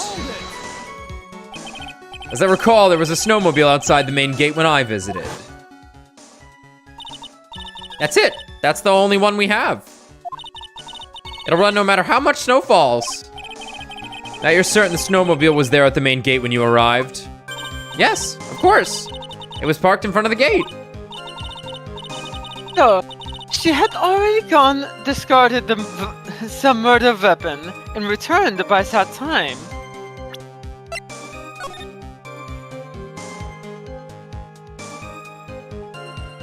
Yeah, no, the fire would have already started. That might be the discrepancy here. She could throw it off the cliff. She didn't have to be on the bridge, of course. However... Right, so Phoenix sees her at 10. The murder happens between 10 and 10:50. Yeah. Snowing. Someone gets on a motorcycle, goes over the cliff, comes back. It's 11 o'clock. She's in... Well, let's keep going. Yeah. She had already discarded the murder weapon and returned by that time. I'm not sure if this is really relevant. What should I do? Press further. I need answers to every possible doubt. The snowmobile in question. Was it still warm at that time? What do you mean? What do you mean? What do you mean, eh? What do you mean, Miles Edgeworth? I'm playing to a slow crowd here. It goes without saying that using a snowmobile will heat its engine. If it was still warm, then it means it was recently used. Ah, I see. I never thought of that. That's right. I overlooked that too. Of course you did. Then answer the question, please, witness. I don't often go around touching hot engines. What do you mean? However, now that you mention it, you would have seen steam. Yeah. There wasn't any snow on it. There you go. That means yeah. that means it was used. Snow? As a Canadian, I don't know what that is. Yes, for some reason, only the snowmobile wasn't covered in snow. Shit. There wasn't any snow on it. Curses. Seems kind of likely that the killer did use the snowmobile then, eh? Oh, yeah. How long does it take to get to Dusky Bridge by snowmobile? 5 minutes. Thank you, Bikini. Brad Bikini. Brad Bikini. Brad Keeney. Takes 15 minutes to walk to Dusky Bridge, but less than 5 using one of those. In that case, why didn't you use it yourself? You could have spared yourself some walking. Ah, there's a reason for that. Have we got a moment for me to explain? I think that's why the question was asked in the first place. It was about a month ago. I was driving my beloved snowmobile, happy as can be. I'd fetched some water and was heading back when I went and crashed into a tree. The tree and my back both went crunch. Just like that. Why is that the coffee drinking noise? God. Oh. Just like that. Crunch. Mmm. Why is it the coffee drinking noise? I haven't been able to find the courage to ride anything since then. Anyway, the killer must have used it. Maybe they threw the weapon into the Eagle River and came back while I was knocked out? Refresh our memory. How long were you knocked out for? Like I said, somewhere between 10 to 20 minutes. It's possible to get the bridge and back in 10 minutes using the snowmobile. I have to concede that is more than enough time. Is that all you wish to concede, Miles Edgeworth? Don't touch my balls. I'm keeping them. Iris could have done that. She can drive a snowmobile after all. While it would have been possible time-wise, one element remains out of place here. Oh, this mystery element be? The killer's reasoning, Your Honor. Why did the killer do all of this? Why go to the Eagle River to dispose of the murder weapon, when there are other methods? Too many unanswered questions. Yeah, it's the sound of Godot chewing, not drinking. Yeah, his mouth is so warm and hot, he just chews on the beans. And crunches them into coffee. Makes sense. Checks out. He does overheat. Yeah. Oh, your response karma. Oh, turning to me for help over the slightest sink. Why don't you sink for yourself you once in a while, Your Honor? What? She's as over the top as always. Anyway, whatever the reason, the fact remains the defendant could have done this. The murder weapon was disposed of in the river. Another point to me, Miles Edgeworth. Another mystery to feed the fire. Was there any reason to go and throw away the murder weapon? Luckily, there is surely a problem with this testimony. All I have to do is start poking holes in this flawed account.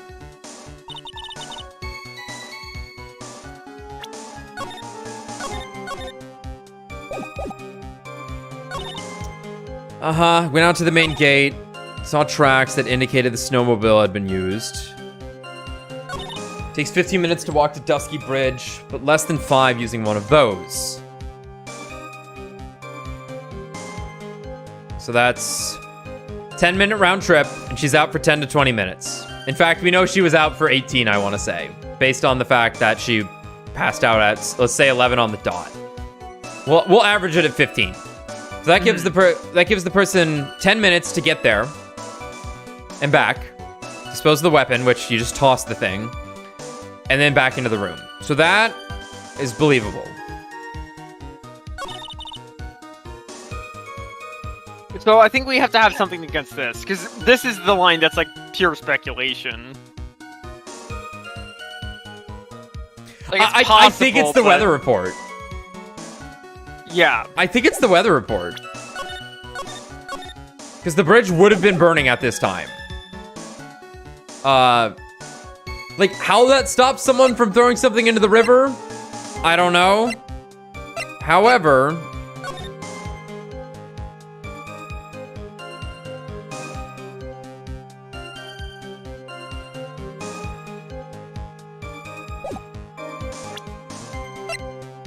let's give it a shot. Okay. It's not the weather report then. This evidence clearly reveals the contradiction in that statement, Your Honor.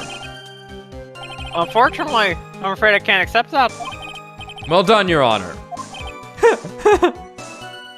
Well, what? I was only testing you just now. Holy fuck. I was only pretending to be stupid.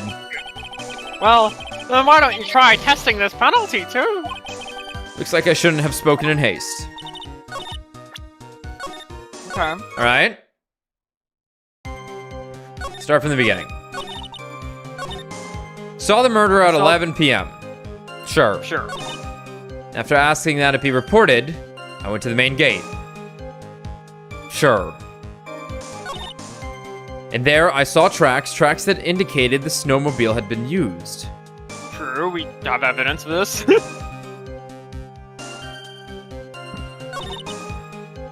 Takes 15 minutes to walk to the less than 5 using one of those, okay. True statement. Maybe they threw the weapon into Eagle River and came back while I was knocked out.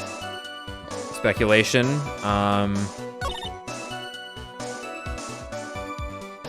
Sure. So I still think it's that second to last line, because that's the weird one. Well, let's look at the evidence again. Not gonna be the staff. Yeah. The apparent murder weapon has the victim's blood and the suspect's fingerprints on it. Why wouldn't you throw this away too, then? I don't know. This thing's huge. Yeah, that's true.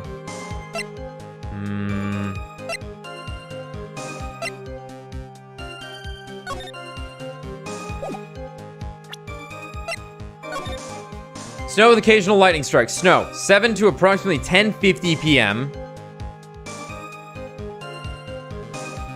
Lightning, 10 to approximately 11 p.m. Lightning struck Dusky Bridge at 10:45, around 30 minutes passed between the fire starting and going out.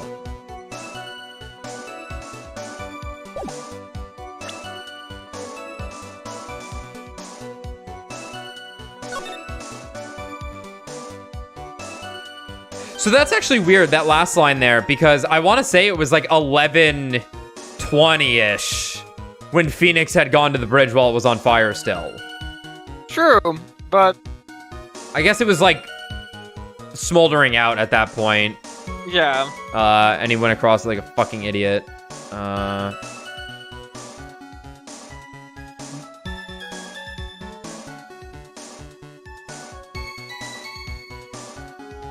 Okay.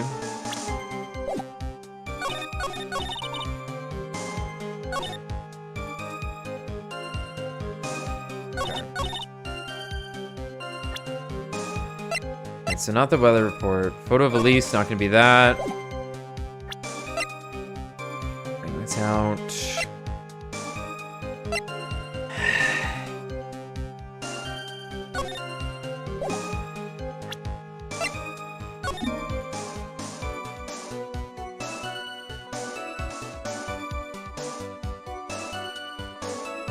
It might just be this photo for some reason. Right, so I'm trying to think of why it would be the photo, but... The only thing I can think of is there's no tracks going out, there's only tracks going there. Obviously, we've looked at the data with the weather report. That would support why there would be no tracks, but still... we might be getting ahead of ourselves there. He's a Phoenix, they are immune to fire. Well, you speak to water. Not icy water, that's for sure. Yeah. I think it's gonna be the photo. Yeah. I think it's gonna be the photo, and I think it's gonna be...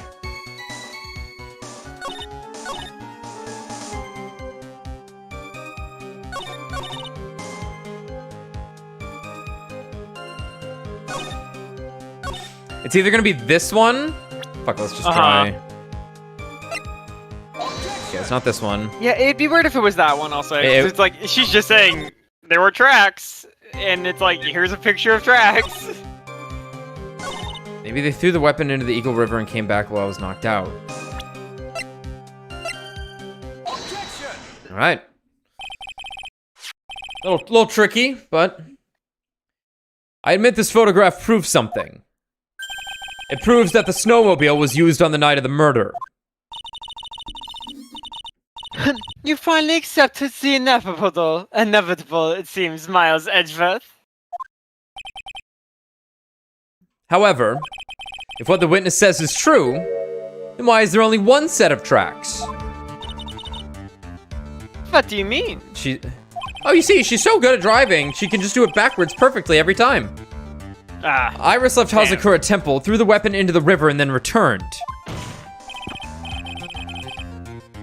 If this was the case, then naturally there should be 2 sets of tracks in the snow. Those from heading out to the bridge, and those from coming back.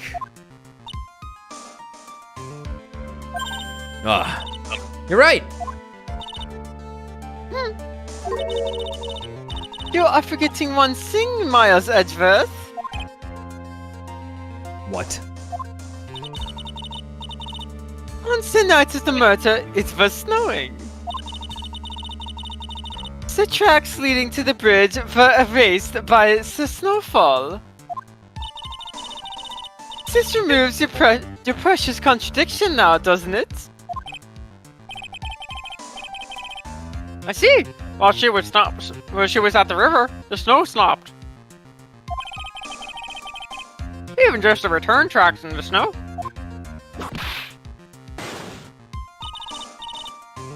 What do you have to say now, Miles Edgeworth? Is there a flaw in her theory? This idea that the snowfall covered one set of tracks. So I guess maybe the idea is that the snow stopped before the murder occurred. Because what's her name saying that that she saw the murder around 11. Yep.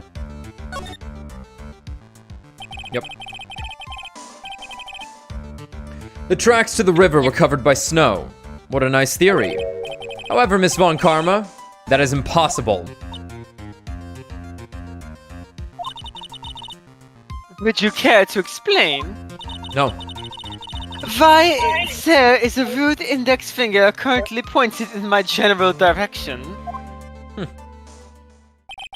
No need. The evidence will do all the talking for me. On the night of the murder, the killer went to and returned from Dusky Bridge in order to dispose of the murder weapon. The outgoing tracks were erased by snow.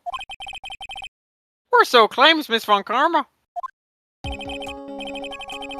Mr. Edgeworth, present your evidence to the contrary, eh?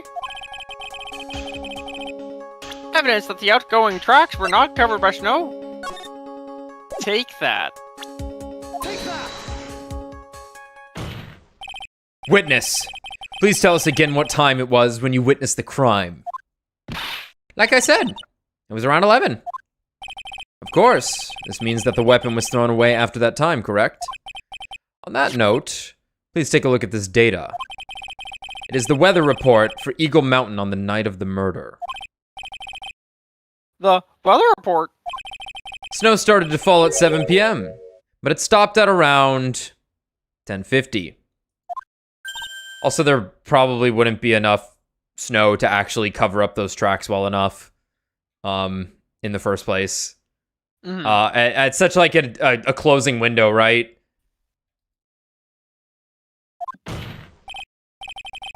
Therefore, when the sister witnessed the crime at 11 p.m., the snow had already stopped falling. It is impossible for any tracks made after that time to have been covered up.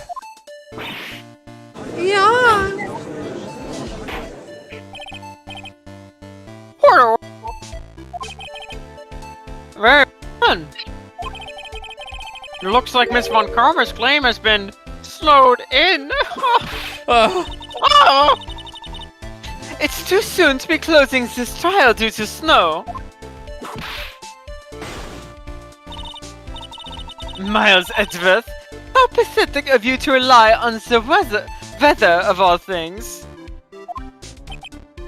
I have a single fact to back this up. Like, come on now. Answer me this then. When is a weather report ever correct? Twice a day. Wait. Wait. Oh, no, you've got it all wrong. This isn't a forecast. This is actual data. Oh, yeah. Forecast schmorecast. Data of weather reports have some inaccuracies. It may have still been snowing in the vicinity well past 11 p.m. It's true. We cannot be totally sure, eh? Get him on the stand. Get him on the stand. No. He has the info we need, unfortunately. It can't be true. He has what we need. What? How did she pull that off? It had stopped snowing at Hazakura Temple when the murder took place. You need to have conclusive evidence of this. I've come this far. There's no turning back now. Very well. I, too, cannot allow any doubt to remain concerning this testimony. Huh? You can't back down, can you? Such a perfectionist, the Myers Edgeworth. Very well then, Mr. Edgeworth. Where is your evidence that it had already stopped snowing when the victim was killed?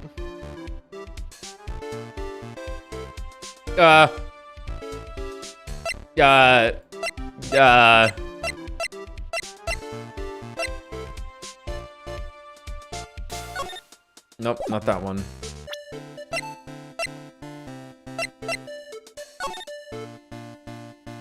Probably this.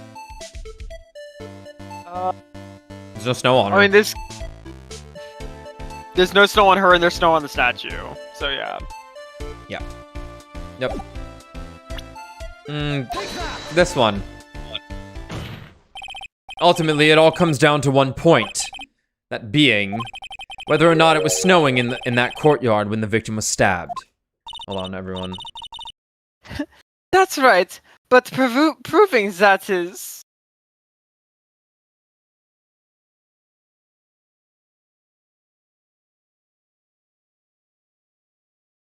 Okay.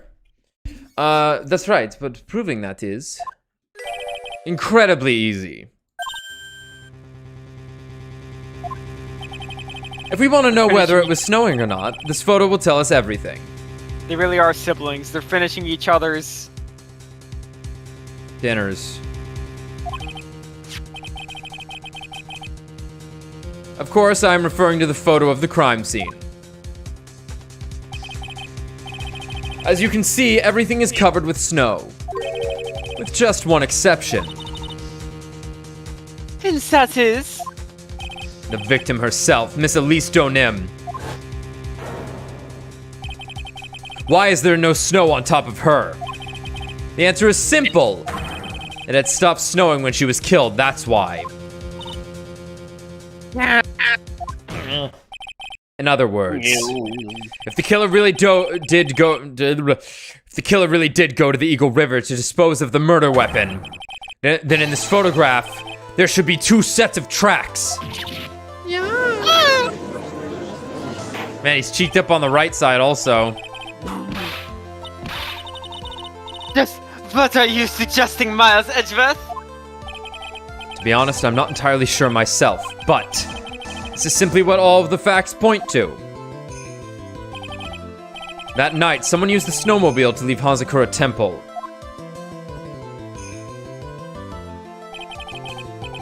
From the tracks left, it can be understood that they were heading for Dusky Bridge.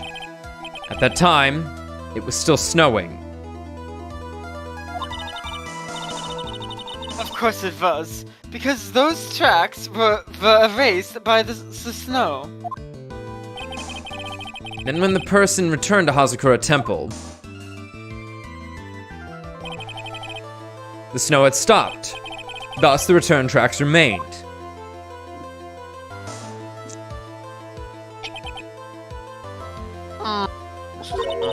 Can I say something? This all sounds a bit fishy to me.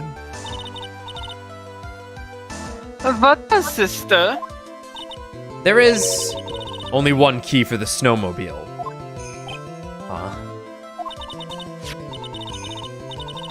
Furthermore, on the night in question, we know that the defendant had it. We knew fucking jack shit going into this.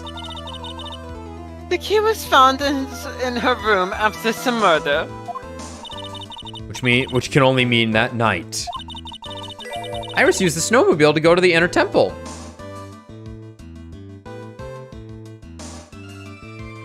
Okay. But Iris said that she never went there. I should probably press on this point some more when I get the chance. Okay. The snowmobile can't cross the suspension bridge. So she must have left it on the Hazakura side of the bridge and crossed on foot. Huh, right?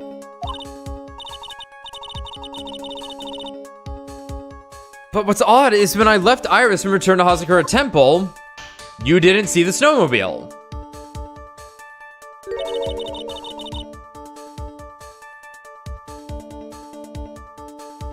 I didn't see anything near Dusky Bridge. You must have just failed to see it, sister. Maybe. But when I made it back to Hazakura Temple...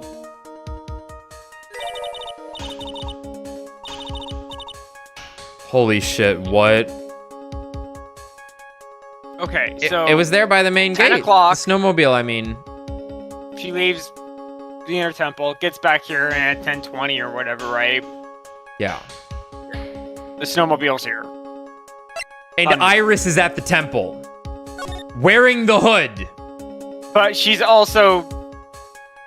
She's at the inner temple wearing the hood. Yeah. So... The snowmobile it's only went for one Iris to way. have walked over there, because that timing sort of makes sense if she didn't use the snowmobile. The hood doesn't make sense. But then Iris gets back and possibly quickly to commit a murder. No, I don't know. I don't know. Yeah. I don't know. I know what I saw. It was covered in snow, too. Dude, they did a sick reverse trick. I'm telling ya. But that isn't possible.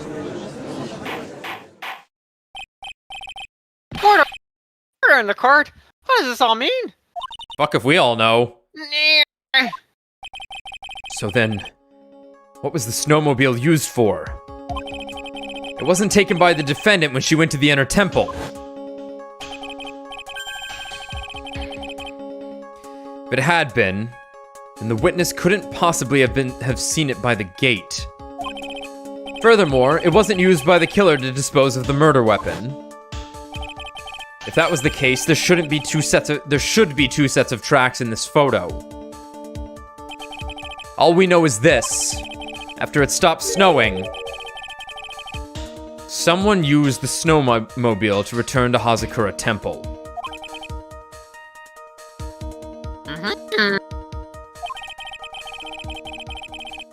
It was Pearl. She's unaccounted for. I never thought a simple snowmobile could cause so much trouble, though I know people might find it quite complex.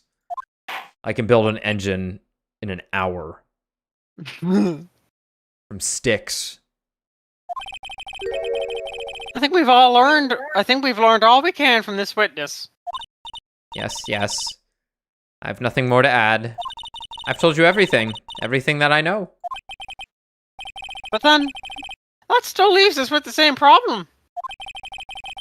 If only there was someone, a witness who could testify to having seen the snowmobile. Eh? A witness, huh? Shame there's no one to fix that bill. Was there no one? Was there no one out, walking perhaps some artistic man of great integrity and renown, a paragon of truth and virtue, who has graced this court with testimony before? I don't think that's likely. It was cold enough to freeze your ears off. Only an idiot would go out wandering in that. Unless they had something really important to do.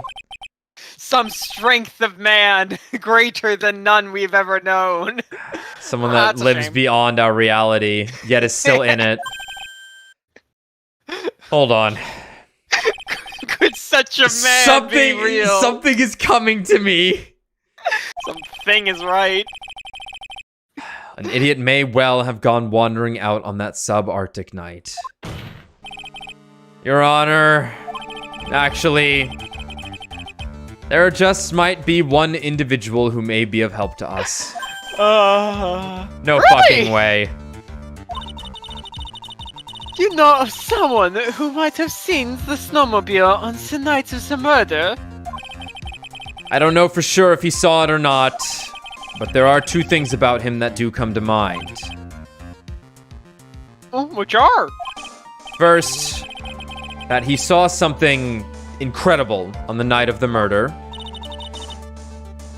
And the second being?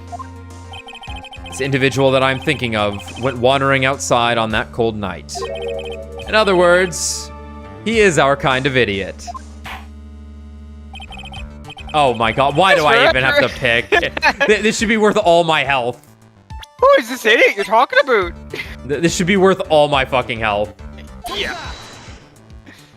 Gumshoe.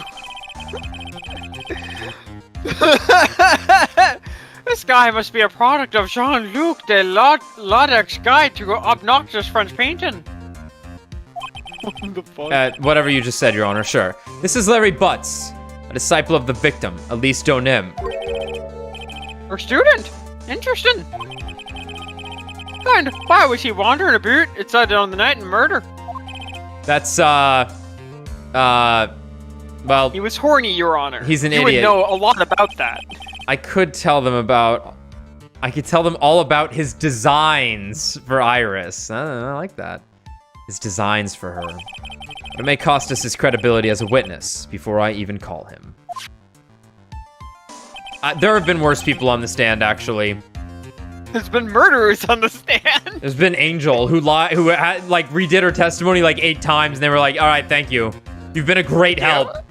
You are that impeccable testimony from Angel. Angel Star. He is. I still don't even know if her testimony helped at all. Like it did. It did. It helped with some time frames, I think. Yeah, but the water barrel.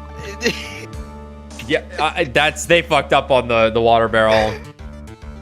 He is, after all, an artist. He was perhaps searching for something in the snowy scenery that would move him. Although I cannot guarantee that this is the reason. And so, this unfortunate, unreliable-looking man. I'm sorry, Franziska, that I'm about to have to put this guy in front of you. You may whip him until he dies. Nice. Yeah, she didn't get to meet him. He wasn't into. What exactly was it that he saw? That's what we're going to have to find out. I intend to extract that from him, right here in this courtroom. Oh, summon this youth as a witness immediately. Your Honor, he's 26. I have no choice, do I? No. I believe he is in the gallery for this trial. The peanut gallery. It will not take long to summon him. Larry, come here. Oh, very well. Larry. You may have escaped me yesterday, but today I'm going to get everything out of you. Court for now adjourned for a 20-minute break. Just enough time to walk over to the bridge. Miss Karma, please see to preparing the next witness. Franziska, I'm sorry. Understood, Your Honor. Good. Good. Well then, court is now in recess. Franziska, here's Gumshoe's gun. You might need it. You might. I feel like you guys have been doing this trial for the past however long and have gotten quite literally nowhere. That's not true. We got a lot of mysteries to, like, they added on a lot of mysteries in that, but what we initially knew is no longer the case. We have quite cleanly, well, not cleanly, but a lot of, like, damning evidence we have determined not to be so damning. Okay, because it seems like every time I tuned in back into it, I was like, they're just talking about the same thing in a different way. It's a pretty long trial, though, so that was 2 hours. That was 2 hours of part 1 of this trial, so... Yeah, here, I'm gonna get some water. Yeah, I'm gonna use the bathroom and get a quick snack, so let me get some music on. Okay. I'll be right back.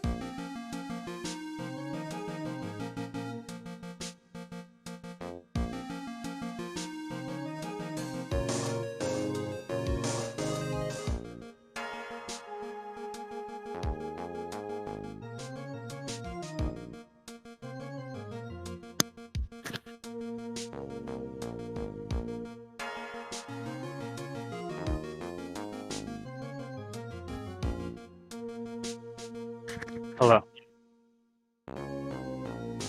Yeah.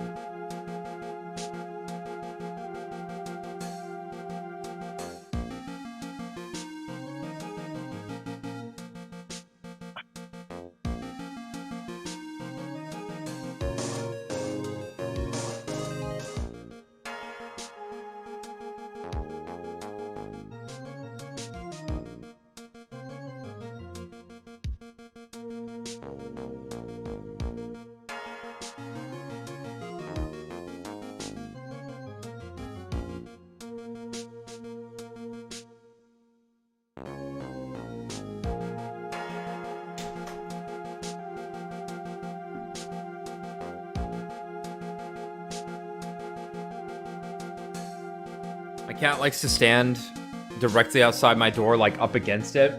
So I'll just like open my door to walk out without checking, because it's like nothing should be in the way. So I have to like jump over my cat sometimes, or stop myself from falling on her, because they're like, open the door. Left foot's going first.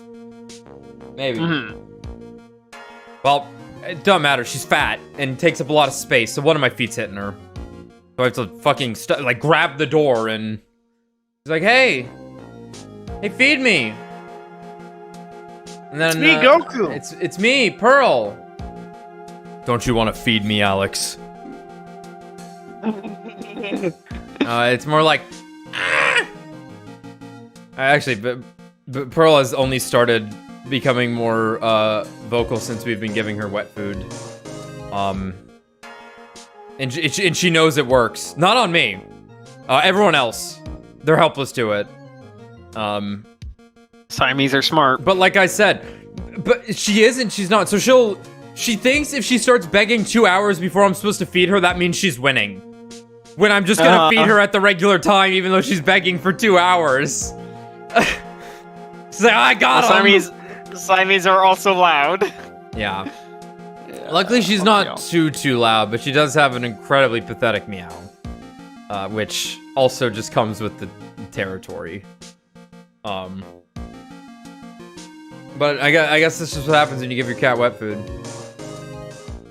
They're like, oh yeah, that's it. That's it. Give it to me. You give a mouse a cookie. That's right. Excuse me?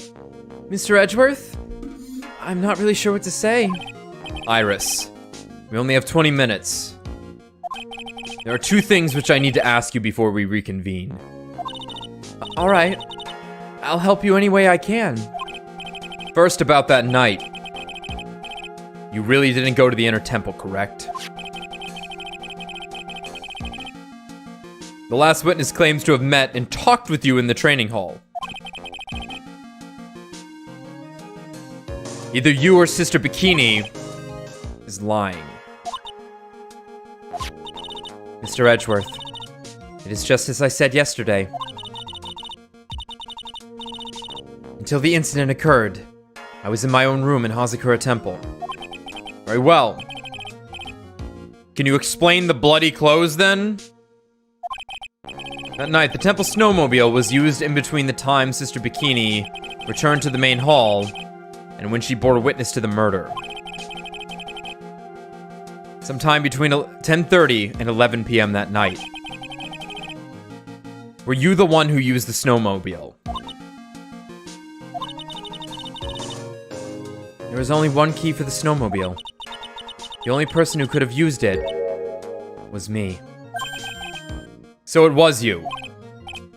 But why? What made you go out to Dusky Bridge?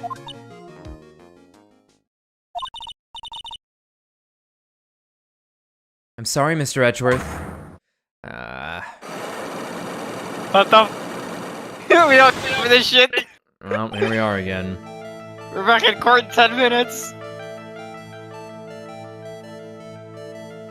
Fucking hell. Iris. I can't tell you about that yet. Yet?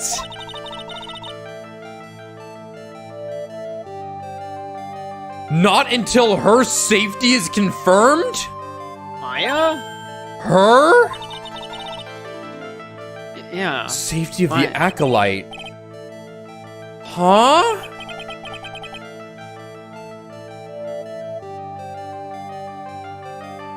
Huh? My face just turned into a question mark.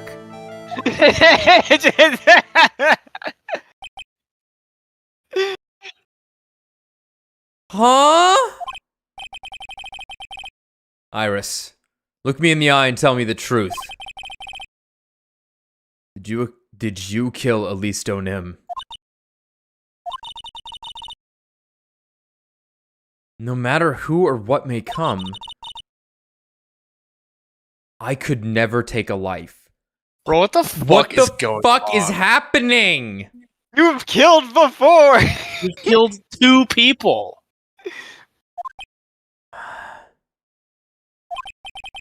As I thought. No psycho locks. It's a different fucking character. Hold on. Hold on. Brain neurons firing. Hold on. No.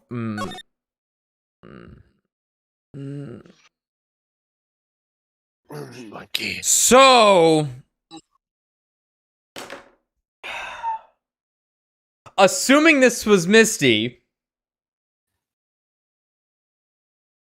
someone else may have been in her body. I know that sounds insane. Her hair was her hair and eyes were different colors. But the hair color doesn't change. No, it doesn't. No, it doesn't.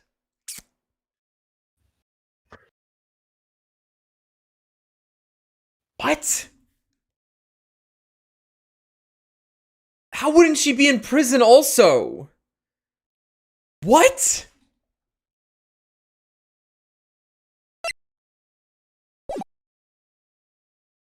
What does Maya have to do with this?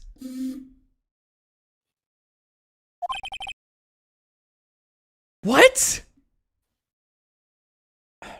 Very well.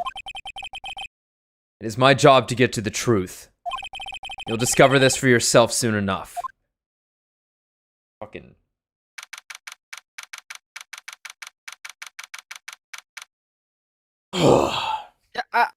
I don't know if that hair color in that photo is really anything to go by. I think it is just all. I know. Like there is like evidence for like we have reason to believe like physical appearance changes with channeling, but like the dead body is the dead body. It's not like the dead body's still channeling something, and like it's not like whoever else the person in the photo would be able to channel her while she was still alive. Dude, I get ya. This is a massive discrepancy, if that's the case. Like, they do a pretty good job at not fucking up details in these things, right? Sure. And that's a massively, especially in a photo. They didn't just give me a photo for reference. This is, well, you know, they did, but this is gonna be used as evidence in theory, right? Whether it's just, it might just be the staff, right, that we end up using here. And it could be possible that the hair color and eye color don't matter, but like, come on, how do you fuck that up? Oh, come on, man. Come on.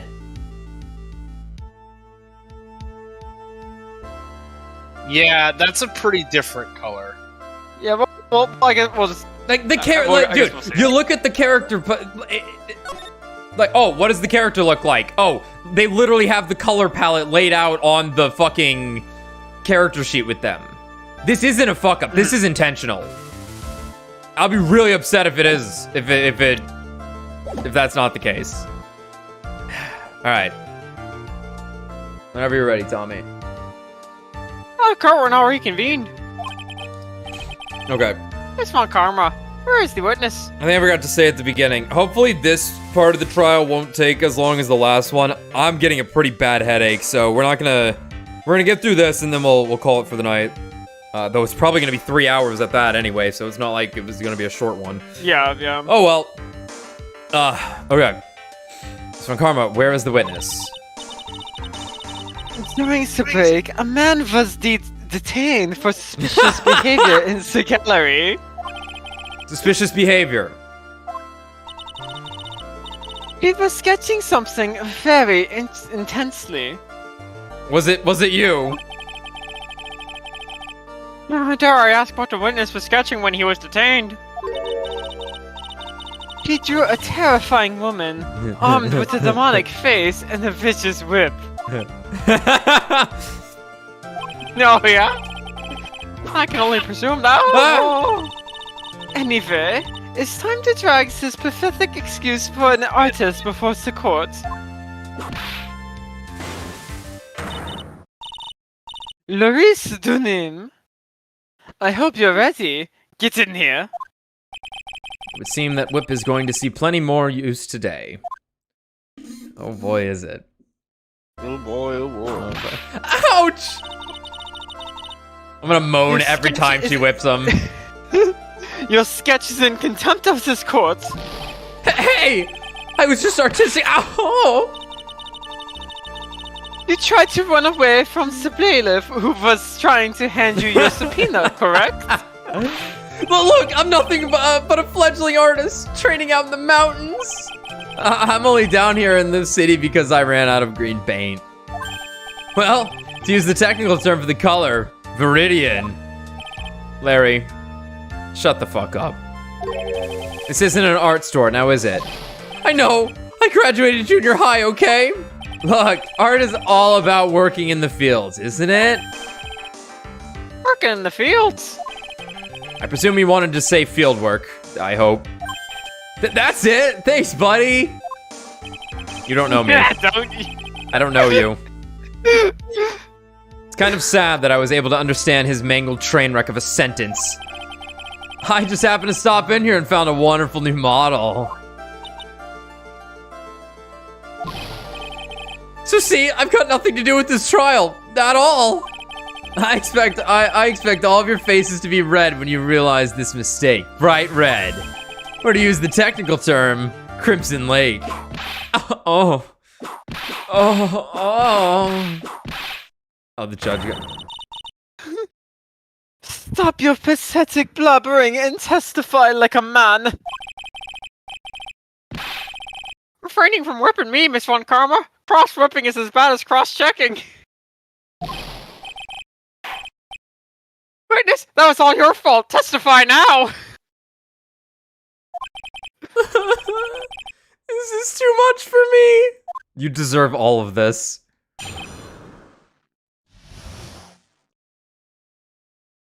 Oh boy. I was at the lodge out in the mountains, looking up at the stars in this night. I walked to the bridge a number of times, but I didn't see a snowmobile. I didn't see anyone at the bridge that night either. The girl I was waiting for didn't show up. My teacher died on me. I'm all alone now. Aren't I edgy?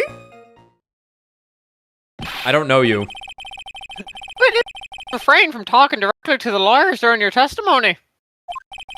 I'm just a nobody, nothing but a small, worthless man, aren't I? And why wasn't I asked for my name and occupation or anything else? Oops. Mr. Edgeworth, this man seems to have quite a severe inferiority complex. Well, he has an inferiority everything, Your Honor. He's just inferior, it's no complex. Yeah, there's no complex here. It's quite simple, actually. He has an inferiority simple. Fuck, I almost died just then, I was drinking. At least it wasn't a Kung Pao joke, right, Brad? I was gonna say Alex literally is like gonna be killing people. You gotta be careful, bro. What you're gonna say. He just Hey, needs to man, know. just don't drink when I'm talking, ever. Or when I'm about to talk, or could talk. Die. Be thirsty. He's recently been in the cause of numerous incidents. I think he's finally realized for himself just how much of a nuisance he's been to other people. Yeah, that's right. I'm behind everything. Every case. Watch out, okay? Just touching me will make you eternally unhappy. That is perceived as a cross-examination, but no touching, thank you. We can delve into other details at a later time. Maddie, you're muted. Your mic is muted if you didn't know. There we go. Hey. Hello. Welcome, finally. You get to be Dommy Mommy. She's speechless. There's no words. She's so ecstatic. Maddie? She's gone. Freaking gone. She's fucking gone. Okay, I was at that lodge out in the mountains, looking up at the stars that night.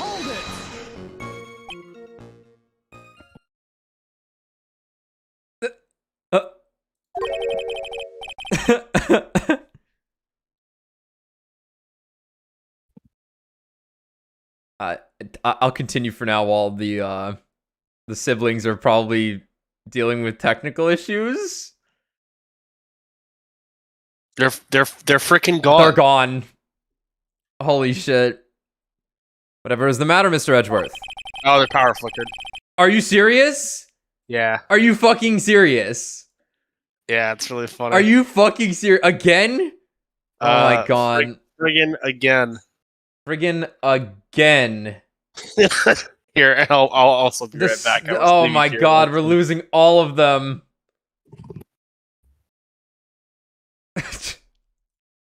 Here I go. The one-man show returns.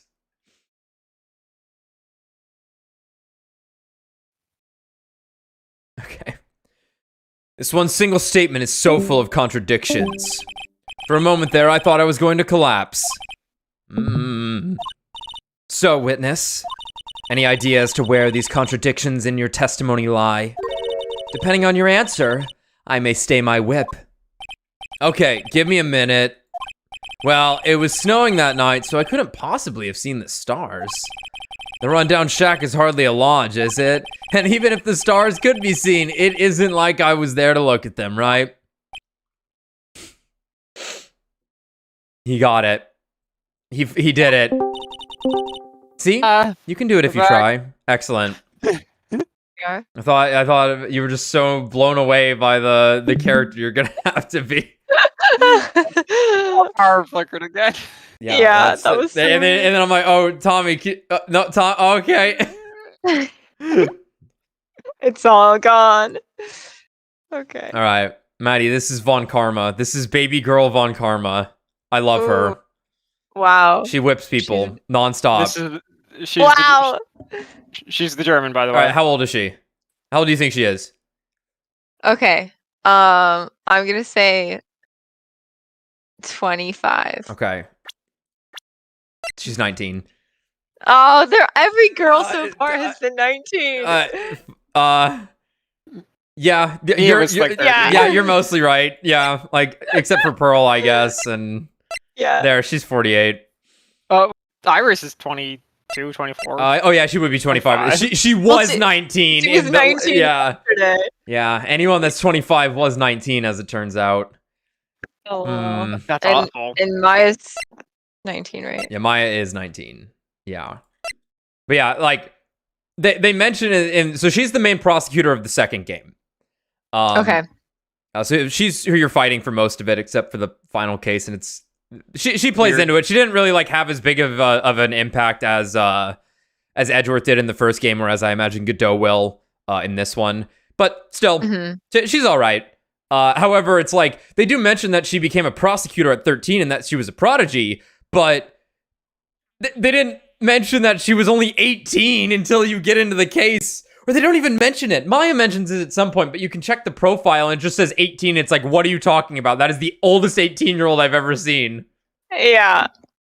Yeah. Interesting. Yeah. She was all right for most of the second game, but the ending with her starting to cry was probably my favorite part in that game, actually. Oh. Yeah. But now the unlikely match is occurring of defense prosecutor Edgeworth versus prosecutor Von Karma. His adopted sister, by the way. Oh yeah, that's what Tommy told me. Yeah. It was They're basically siblings. Like the whole thing about their father, quote unquote, is kind of weird because the way that it plays out in one, the guy Manfred Von Karma, who raised Edgeworth and like all those motions you saw Edgeworth doing in the last episode, those were all Manfred Von Karma's. Like he was mimicking his adoptive father. However, so they're both adopted siblings. No, Franziska is blood. Oh, yeah. So he's the adopted brother. Yeah, because gotcha. Yeah, and here's the twist. Manfred Von Karma killed Edgeworth's dad. Yeah, so it's like it's kind of hard to, from what you see in the game here, it's kind of hard to believe that there was a father-son relationship of any kind going on between the two. Yeah. And there's barely a sister-brother relationship going on here, so Go to the mall in the anime. Well, that's exciting. Yeah. They get a dog or something too, right? Yeah, they got a dog. That's nice. Anyway, so she was raised in Germany. You don't have to do a German accent. You could do whatever voice you want, but okay. Well, I'll try. I feel like we practiced a little bit. We did practice a little bit. Yeah, see. You'll settle into something. That's all that really matters. Yeah. Okay. I'll do my fighting best. Well, take it away. Okay, here we go. See, you can't if you try. Oh! There is only one issue here. What you saw at Dusky Bridge. I walked to the bridge a number of times, but... A number of times. How many? Okay. Maybe 5 times. I went once every 20 minutes. He's very eager. I can see that. Which means you spent almost 2 hours at Heavenly Hall that night. He's too stupid to be cold. This is incredible. This guy would have died. Lightning You bet. strikes all around. Oh my god, he summoned the lightning. The misfortune came to him. Now just imagine if Maggie was there. Everyone would have just died. Yes. You bet. Those What's up? those two cannot meet. No, they really can't. They really can't. You bet. Real love is about waiting with your heart in your hands. Love your save. It was this man's intention to summon the defendant to the small shack. Using this blackmail letter. Jesus Christ! Blackmail! It fucking reads like blackmail. No, that was simply a product of overflowing. Ow! You huffy puffy, loosey goosey excuse for a whimpering, whining lust of witness. Oh, what did you see? I hope for your sake you saw a snowmobile. You huffy puffy, loosey goosey excuse for a whimpering, whining lust of a witness, eh? Well, you see, being called those names, the court, and just getting bullied. Fucking getting bullied by the judge. Bullied and and whipped. And Edgeworth. Yeah. Being called those names doesn't seem to bother him at all. He's used to it. I didn't see a snowmobile. Yes, you did. Oh, okay, I did. Hello. Larry, you really didn't see it? Hey, no need to hit your desk. I can hear you. I didn't see it. I didn't see a snowmobile. Oh yeah, just give him the look.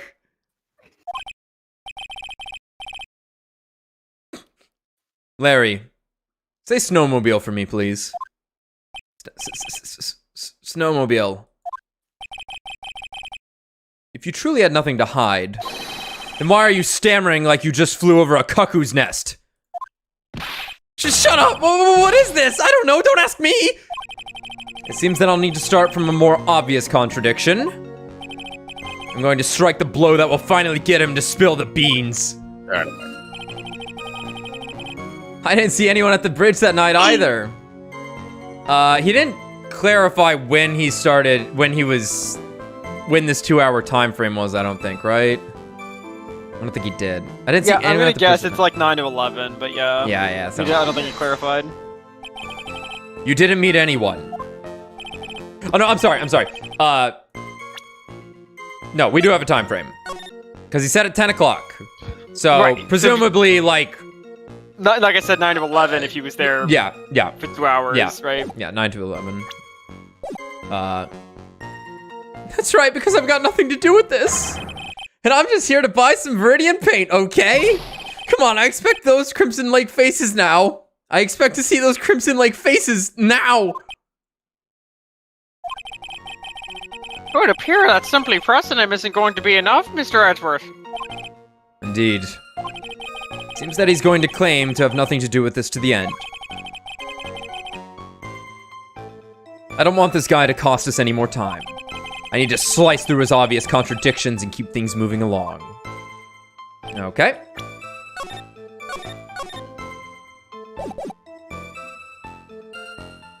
Okay, I was at the lodge looking at, out in the mountains, looking up at the stars that night. Walked to the bridge a number of times, but I didn't see a snowmobile. I didn't see anyone at the bridge that night either.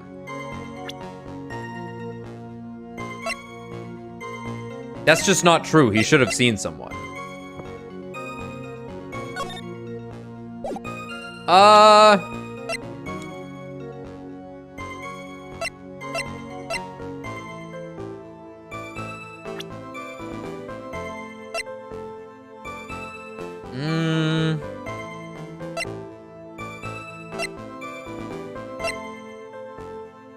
Should have seen maybe, Seen Bikini, I think. Bikini, yeah. Okay. No. Let me... Okay, that was just a joke one. I was at the lodge. I don't know. Okay, I walked to the bridge a number of times, but... A number of times, how many? Maybe 5 times I went once every 20 minutes, which means You spent almost 2 hours at Heavenly Hall that night. You bet. Yeah, Real love is about waiting with your heart in your hands. Yeah, he could definitely miss people. Yeah, yeah. Yeah. Love, you say. It was this man's intention to summon the defendant to the small shack using this blackmail letter. No. Gets whipped. You Huffy Puffy Lucy. Yep. Well, you see. Okay.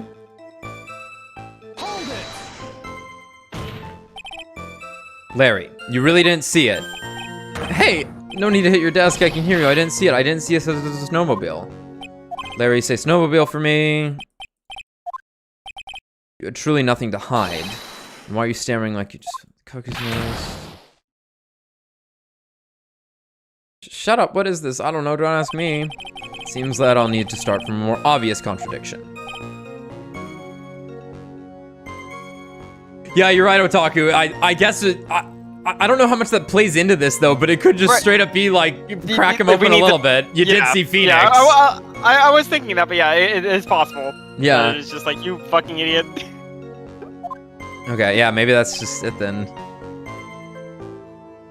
Yeah, sure, fuck it. Let's try. Okay, alright. I would have been stuck on that one, thanks, Otaku. Yeah, I thought about it. I was like, no. Yeah, like, what is Edgeworth that? knows that. Yeah, like, that's just... He came after the fact, whatever. But yeah, he did see Phoenix at the bridge. Larry Butts. I can understand why you might want to throw your old life away. You're pretty pathetic, and you cause all sorts of trouble. What? I'm sorry. But, having realized just how much of a nuisance you have been, that could be considered a step in the right direction. Edgy, are you trying to console me? It certainly doesn't sound that way to me. However, I cannot forgive you for simply turning away from the incidents you create. You're joking about that. Well, that's the best part. Ha!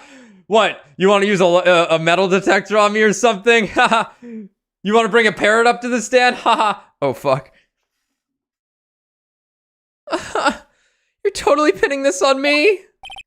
Now then. Let us talk about the night of the murder. Sister Bikini, after seeing the murder take place, asked Phoenix Wright to report it. Thus, he headed for the public phone by the bridge. There, he happened across a certain nefarious individual. You, Larry Butts.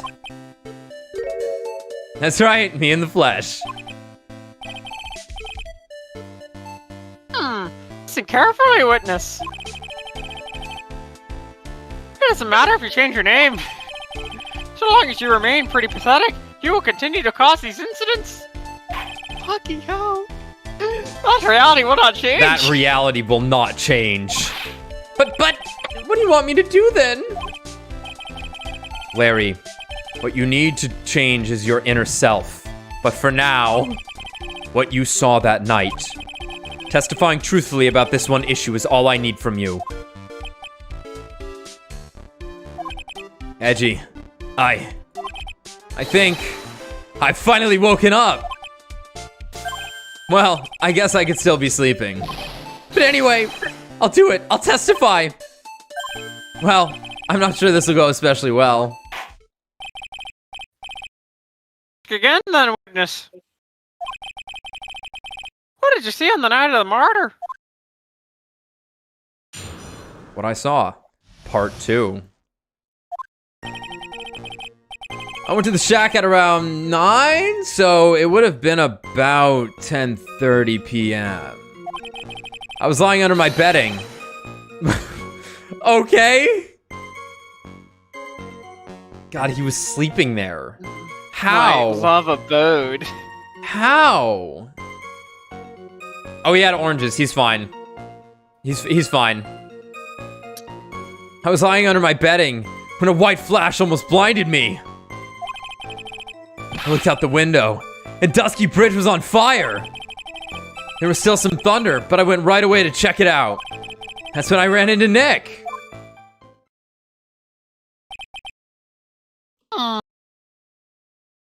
He said that would have been at 10:30? What? Oh, you certainly saw quite a lot, didn't you? So what happened to the bridge after it caught on fire? It was like me after a 3-day stint chasing a girl. It totally burnt out. Like, almost totally gone. I mean, trying to cross the burning remains is what caused Nick to fall. What did you say? Phoenix Wright's hurt? Where? I must go to him. Can't finish him off. Yeah. Oh, don't worry. It's nothing life-threatening. He just caught a cold. I never know that man if he should be called lucky or unlucky. Now, Mr. Edgeworth, please commence your cross-examination.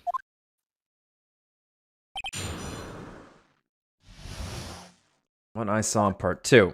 I went to the shack at around 9, so it would have been about 10:30. I was lying in my bed when a white flash was flying. Okay. So, he's testifying that... Hold it. 15 minutes prior to when was recorded was when the lightning struck the bridge.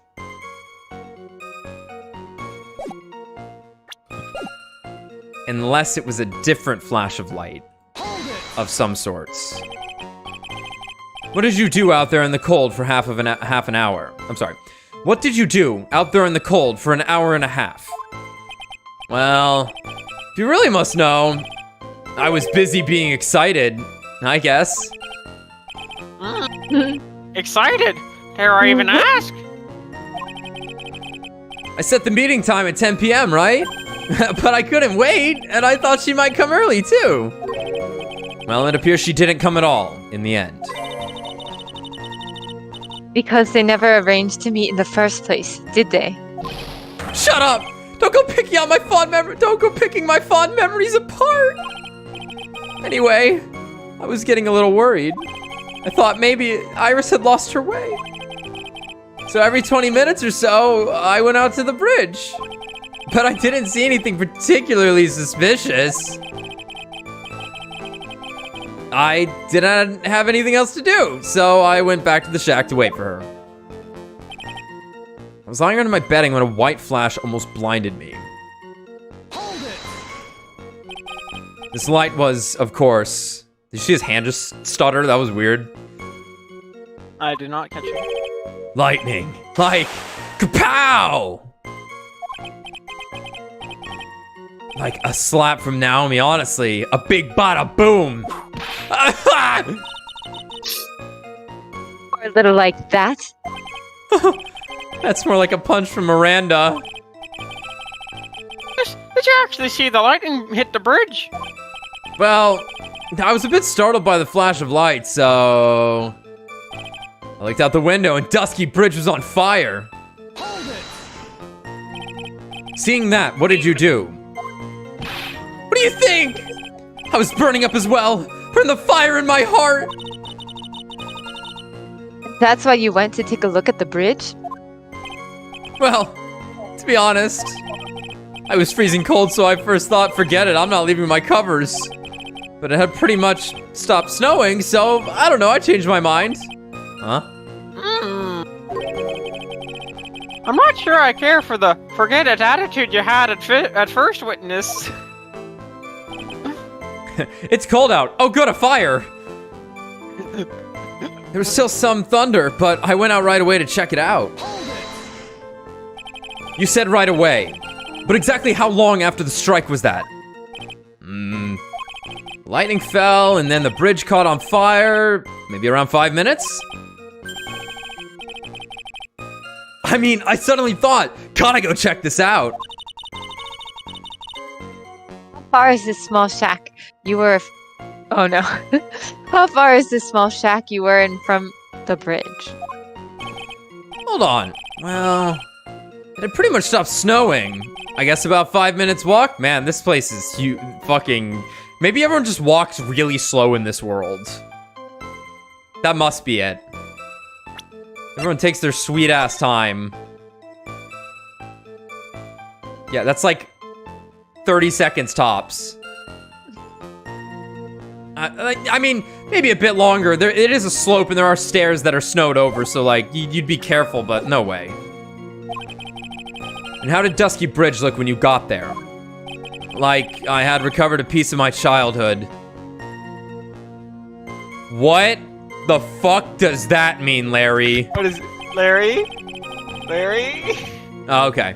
I mean, not even the bonfires kids make during school camping trips can compare.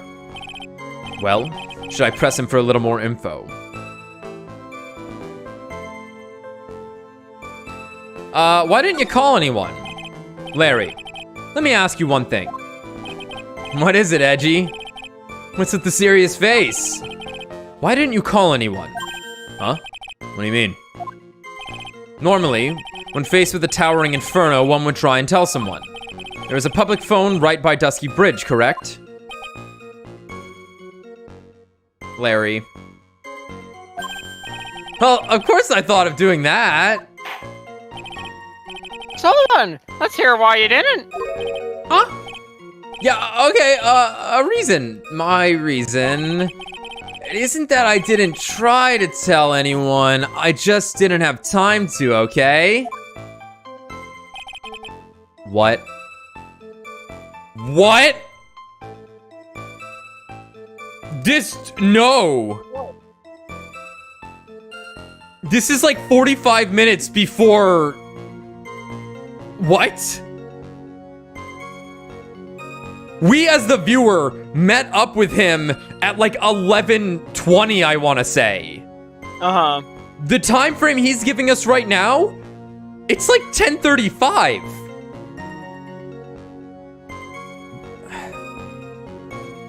He got his times mixed up. That's all there is to it. I arrived at the bridge and Nick showed up less than a minute later. You claim to have arrived at the bridge at the same time as Wright. Yeah! I thought I'd better tell someone about this. But then Nick came up yelling about murder. It totally made me forget about the bridge. The fire was pretty much out by then anyway. Yeah, I think we hit him with the burn for 30 minutes. Larry, did you fall into a different dimension for 20 minutes? Like... What? Well, something certainly smells. What's this feeling? I suddenly have a terrible case of unease. Oh, now that you've said that, I see. Was that... It was after... Oh, sorry. No, take it away. It was after contacting the police that Phoenix Wright fell from the bridge, correct? Yeah, that's pretty much it, more or less. He told me about the burning bridge yesterday. But there's still something that doesn't quite fit. And it looks like, despite his change of heart, Larry still isn't telling us the whole truth. Am I now led to believe Larry stole the fucking... either A, set the bridge on fire, or B, somehow took the snowmobile? Oh, wait. No, I guess Iris said that she did use it. No, she only said she had the key, right? Yeah. Oh, man.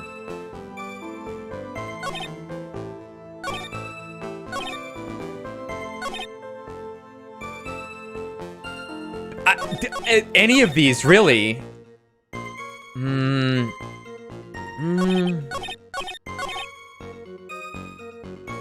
I don't know which one it's gonna be, but it's the weather report. Yeah, like, it's the weather for sure. report on maybe any of them. Okay, it's just the last one. A lot of times it will just be the last one, thankfully, where he kind of is like summarizing everything. Mm-hmm. Your very existence being a contradiction. I'm not sure if you can grasp this or not. What the hey, Edgy? You make me sound like some sort of alien. But your testimony is conclusively contradictory. The problem here is time. I've never been the That's best why I made timekeeper, you know. clocks. Yeah, that's why I made clocks that said the time when you press a fucking button. It was weird. 3 minutes after Billy leaves on foot, you follow him on your bicycle. How long does it take for you to catch up with him? Terrible at those.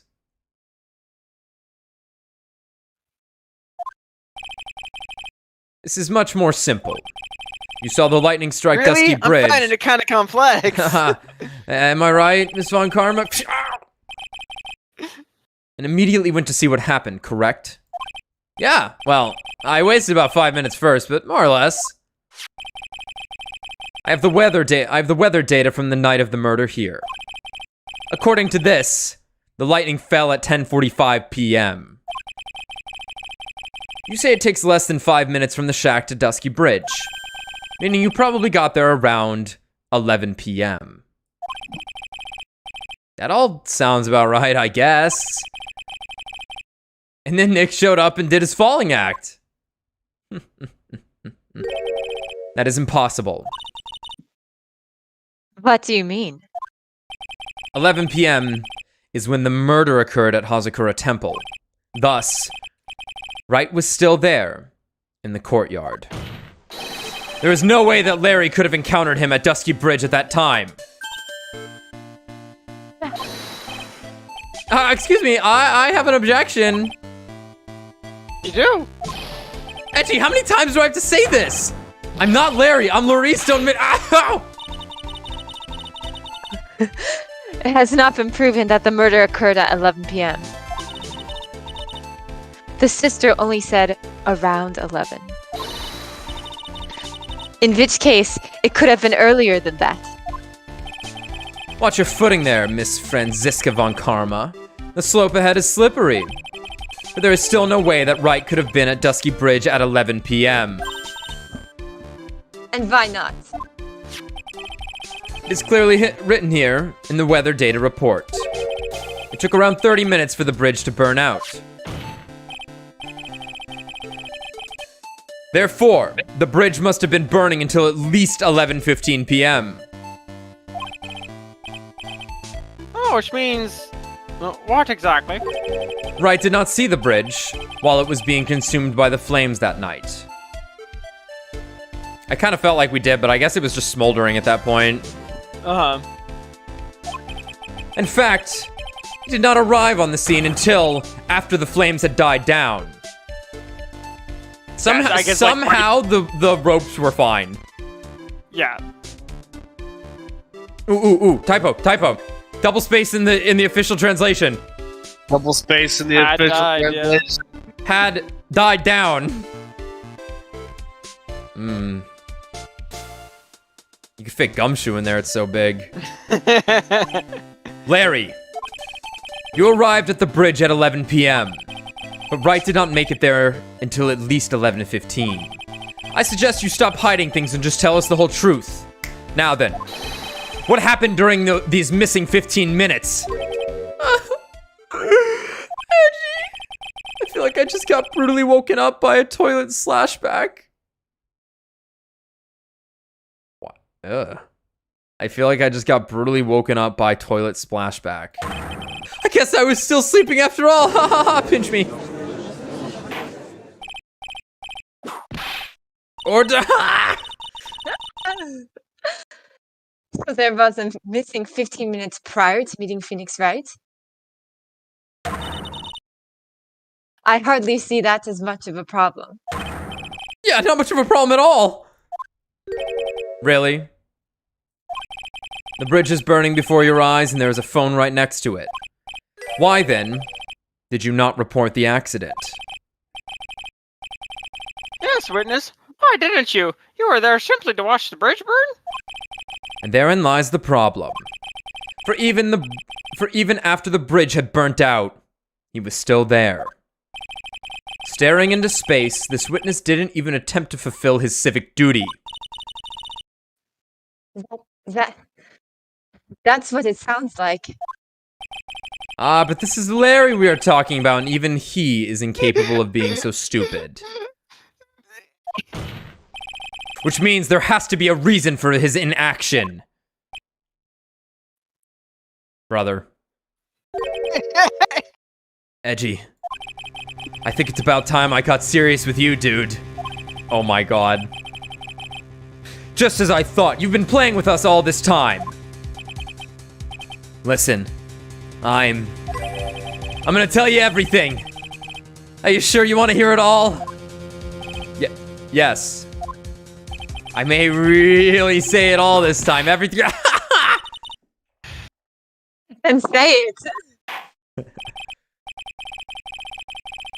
I have a terribly bad feeling about this, however. Let's have the witness finally give us the whole truth, eh? Oh yeah, now. For this 15-minute gap. What were you doing, witness? Larry. Larry. I'm a donem. I'm an artist. What do you think I was doing? Sketching! In front of the bridge! I was whipped up into a frenzy of art. The shock and awe that I was feeling. I transferred it all directly onto the page. Before I realized it, the flames had gone out, and then he came running up.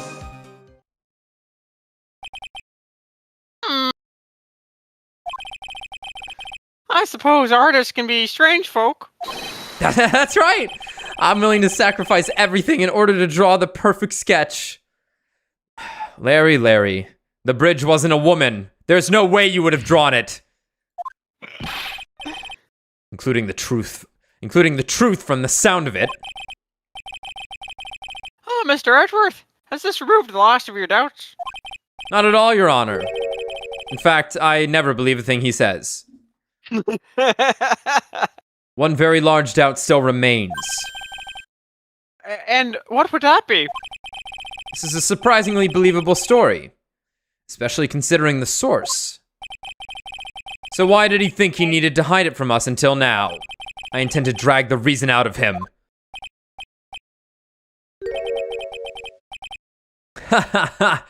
You'll regret this, Edgy. Oh no. Bailiff, your gun, please.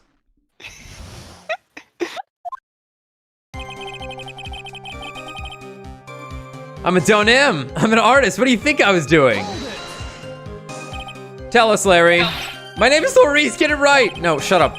Mistakes like that are what keep you from being popular with the ladies like I am. Just who exactly are you? I'm Maurice Donem, apprentice extraordinaire. That's what he calls himself in any case. Then you are an artist? Of course, I'm an artist, the real thing. Yet again, that's what he calls himself. Names mean nothing. There is only one issue I care to discuss. What were you doing? It is a very big issue indeed. Sketching in front of the bridge. I was whipped up into a frenzy of art. Sketching the burning bridge.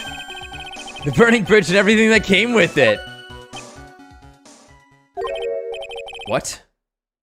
Came with it? You want to hear this from my lips, do you, Edgy? You'll regret this. The sketch of mine. Enough. Just take that ridiculous sketch of yours out already, witness. Whip it out.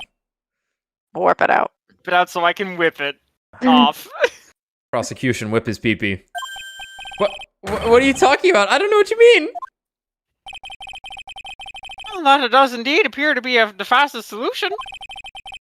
I'll leave it to you, Mr. Edgeworth. Larry, he hops the stand and just starts beating him. I've been waiting for this, Your Honor. Thank you. I've got a terrible feeling that the instant the sketch is revealed, the entire world may be changed about what is depicted there. Look at the sketch. Oh my god. Larry, I wonder if you could please show us your sketch. Please. Well, even I couldn't have imagined it turned out like this. Imagined what? Now, Maurice Stoneham's debut would take place here today like this. Ouch! Show it now. Okay, but steal yourselves? Oh my fucking god! Yep. Looks like he did have that reason to draw it, Alex. Wait, what am I What looking is at this here? A perspective? woman. What is this perspective? Okay. Is it from the side? I guess it's It's from the kinda from, like, side, but Like the stairs of the shack. yeah, but like, Like, look where the shack is. Well, yeah, I know that. I get that, but like, the wires go underneath it, not above it. Oh. Oh. Oh my god, is he upside down? Oh my god. And okay, that makes sense. The body's falling down and not like I'm right. I'm flying totally away. right. This I think you are right about that, This actually. motherfucker saw this from upside down while he was laying down and went, oh, nice. Yeah. Oh my god. He did a pretty good job with the body, I'll say. He's not bad. Not bad. Not Who's bad. this jumping off the bridge here, woman? We don't know. Who the fuck is it? Is great. The real killer? I don't know. Watch this just be like, Yeah, he was sleeping upside down. That's what I'm saying. It's Maya again. It's fucking Maya. Okay. What?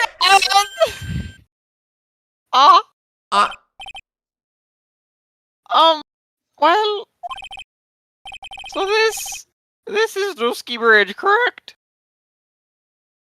Like, a flame spirit showed up and burned the bridge. Like, this is divine imagery. This is biblical. Do not be afraid, sexy. Do not be afraid, sexy, said no one to Larry ever. Quite a large bridge, isn't it? Your response, Miss Von Karma? Yes, Val. It's a better drawing than I expected. Isn't it? I struggled to reproduce those flames. I really did. Yes, I'm sure you did.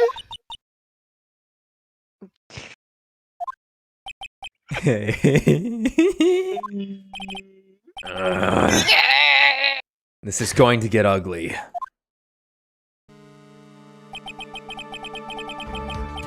No one has the courage to bring it up, it seems. The flame woman flying away. This mysterious flying, burning woman object. Larry. What? The burning bridge is fine. But what is that unfortunate looking figure? Ah, you spotted that? I thought you might. You got a good eye, Edgy, you know? However much I might want to ignore it, I can't. It's Iris, of course! Iris! What? What? I wish she'd taken better care of herself. We have to plan for our future, you know? Shut up. What is happening in this What would have game? happened to her if she had injured herself flying like that? What?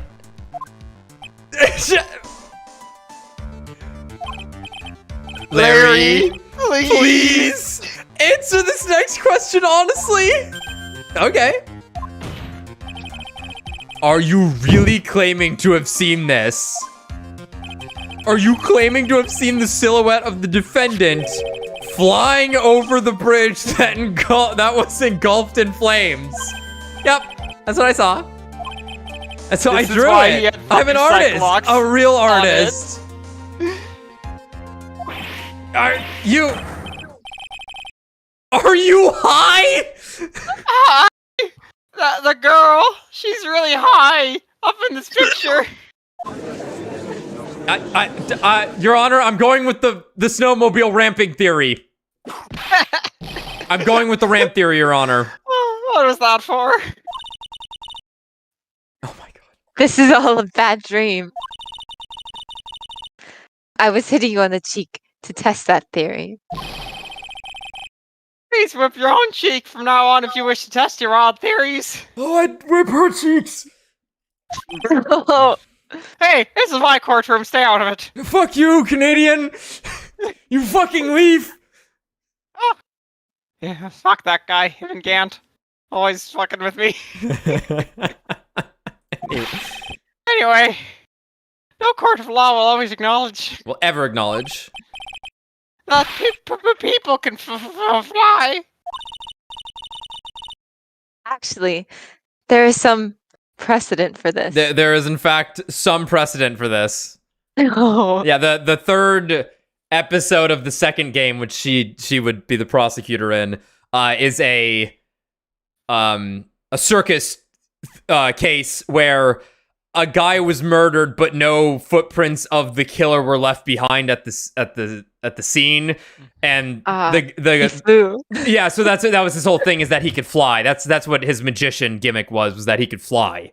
That one's pretty clever how that one turns out. It's also pretty. I think of all the cases, I like the ending of that one the most in terms of like motivation, and circumstance. That one hurts a bit. And I like how it concludes. I like how it all comes together with like the circus characters. Okay, actually there is some precedent for this. She was flying pretty high, my sweet Iris. She was about 30 feet above the bridge, at least. About 30 feet above the bridge, at least. It was really something to see. This has to be some kind of mistake. Mr. Edgeworth, please bring the witness back down to Earth. Impossible, sir. He sees a different reality than our own. What? Me? This witness is your friend, is he not?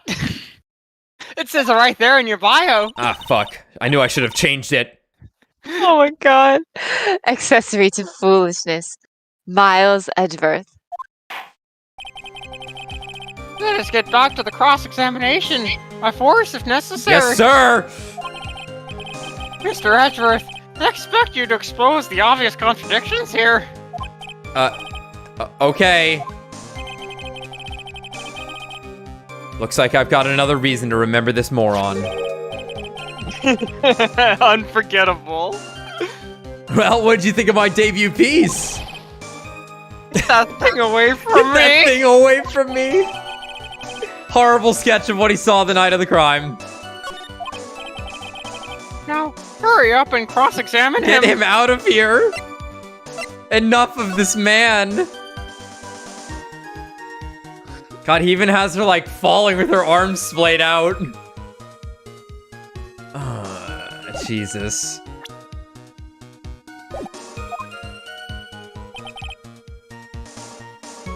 Oh my God, that was the middle of the testimony. Buddy, I just thought, I assumed that was just her hair. That would just be her hair in this, right? But I guess that is the hood. Okay. Question. What's up? Where's Iris now? Is she dead? She's in the defendant's chair. She's in the courtroom. Oh, okay. Yeah, the defendants don't talk a lot in these games. They usually save them for pretty critical moments, but the defendants usually don't end up on the stand too much. Iris is adamant that she did not kill anyone. That she says, "I could never take a life." And when you ask her why she used the snowmobile and why she's, what's she hiding, she's like, "I can't tell you." Not until I know she's safe. Meaning Maya, and it's like, what the fuck are you talking about? Even Pearl, no fucking idea. Okay, I saw Iris flying, her white hood fluttering. The shock and awe, Okay, so I just need to press this one, I guess. Just where did you see this sight from? Hey, no need to shout. But I was lying in bed in that rundown shack. The crack of the lightning bolt made me realize that the bridge was burning. I just watched it for a while from there, thinking how nicely it was burning. Then after about 5 minutes, I saw it. The defendant flying. That's right. Hess and I decided to go to the bridge. I see. That all makes sense. Aside from the sketch itself. Yes. The sketch doesn't make any sense. I just need to convince the artist that his work is ludicrous. I think we already did this one. I think this is what... You transferred everything directly onto the page, and that is this sketch here? Yup! Sensational, isn't it? Or should that be scandalous? It put my mind at ease anyway. did. That's right, the reason she didn't come for me, even though I waited for her, was because she was trapped on the other side of the bridge. How could she be trapped if she could supposedly fly? Could it be that Iris undertook that dangerous, desperate flight in order to reach me? That's gotta be it. All right, go me. Nice, ouch. Continue, please. Don't stop on my account whipping you. Oops. This is just anger. Must be a big clue waiting for me in this cross-examination. This testimony does nothing less than mock the court. But I'm sure that there is a vital kernel of truth. Yep. Okay. So what do we present?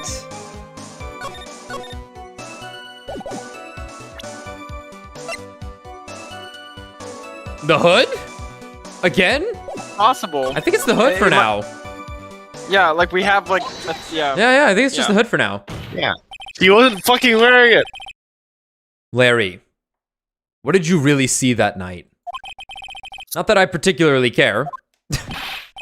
In your position, that's just being irresponsible. I drew exactly what I saw. I'll give you a whole $1 that it's the truth. If that is truly the case, then there is one thing that we can say for certain.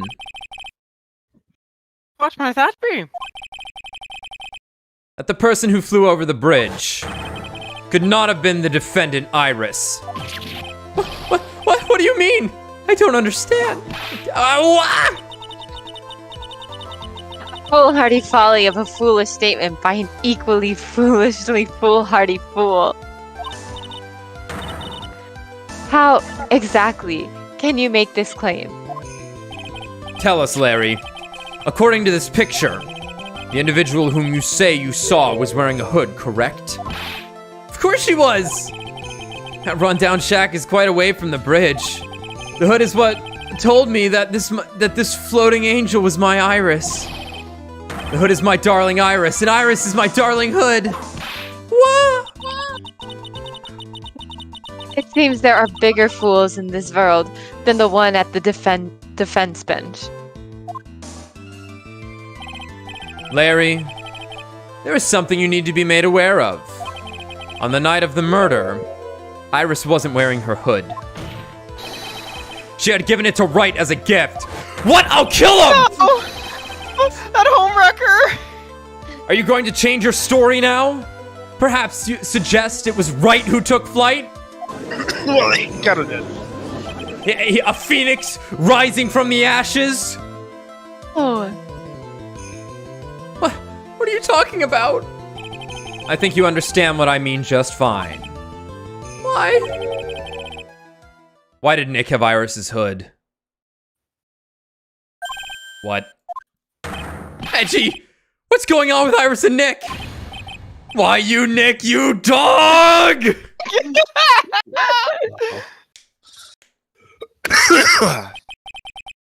Hey, cover your mouth. We don't want none of that in my ear. This unbelievably mysterious sketch is destined to disappear, discredited and discarded straight into the garbage.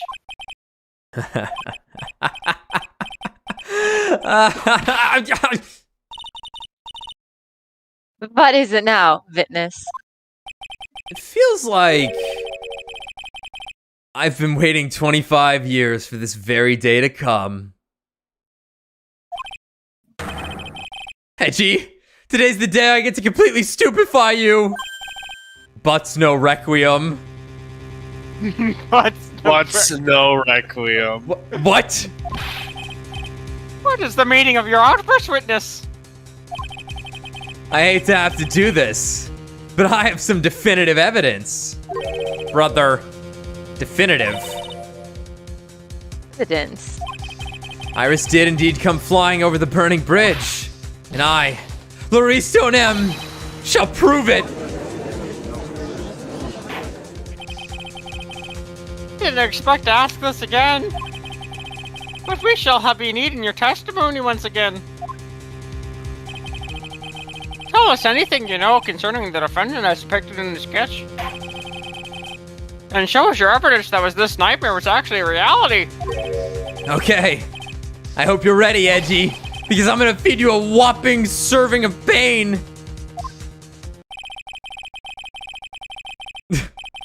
You've been serving us a whopping serving of pain this whole time. Trust me. Proof that Iris flew! When I reached Dusky Bridge, she was already gone. I was so worried, so I frantically searched all over for her. You know, I think I mentioned this. I don't know if I mentioned it or just ran through my head. Like, it's just gonna be that one rope was used to, like, fling across or something, right? I think that's what's gonna happen here. Probably. Probably. Who indeed? I was so worried, so I frantically searched all over for her. What? Kill this man. What? Kill this man.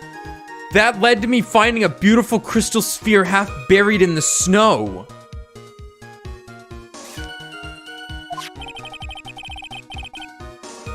I'm sure that Iris was simply wearing a spare hood. Why would there be bloodstains on the crystal?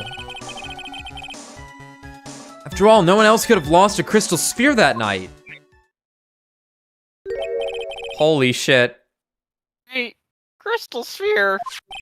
This one. Pretty, isn't it? But finders keepers.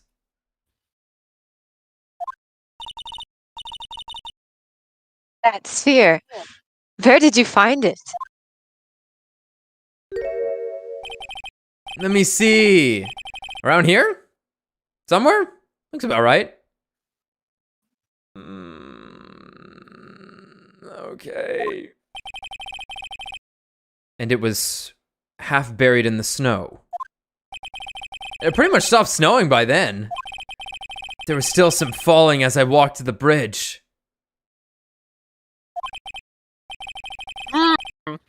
The card accepts this crystal sphere. That's mine, okay? I want it back afterward. No. There's something on it. Oh my! Explode! What? Blood. Well, what's inside the blood? Ah, it was a Snickers bar. Ah. Thank goodness. Found half covered in snow near Dusky Bridge the night of the crime. Has blood on it. You ready, Edgy? By tomorrow morning, you'll be calling me Master Larry. Yeah, I like the sound of that. No one's gonna push me around anymore.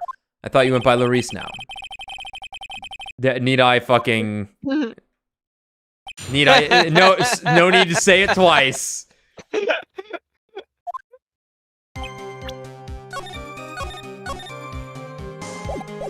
When I reached Dusky Bridge, she was already gone. So, you went to the burning bridge. That's right, to meet Iris. She actually flew to get to me.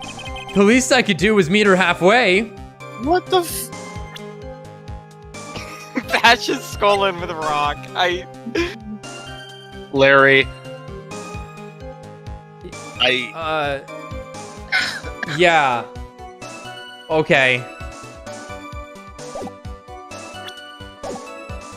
She actually flew to get to me. The least I could do was meet her halfway. What? Friend was not at the bridge when you got there, you say? I guess she went back to Hazakura Temple. She's a girl after all. She must have wanted to look her best. It must be lovely to live in the fantasy land of Larry's mind. Actually, it's so depressing that I can't even work up the energy to point. So, what did you do next? I was so worried, so I frantically searched all over for her. So you searched all over for her. She was flying pretty high, you know. I thought maybe she slipped on her landing and got hurt. Hey, it was more than possible. Also, when I headed out to the shack the first time, I was snacking on a banana. I was pretty sure I threw the peel away somewhere around there, so, you know. Can one guy really be this stupid? So, did you find any signs of her so-called landing? I don't really remember. I kept on falling over myself and kind of lost it for a while there. You fell over yourself. Yeah, the snow is deep, and there was even a banana peel out there. Yep. There's stupid, and then there's Larry Butts. The short of it is that you didn't find any signs for landing, correct? What happened next? That led me to finding a beautiful crystal sphere, half buried in the snow.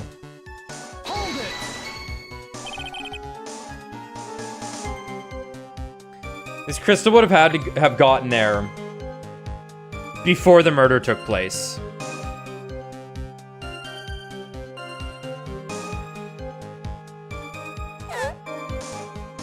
Okay. Half buried.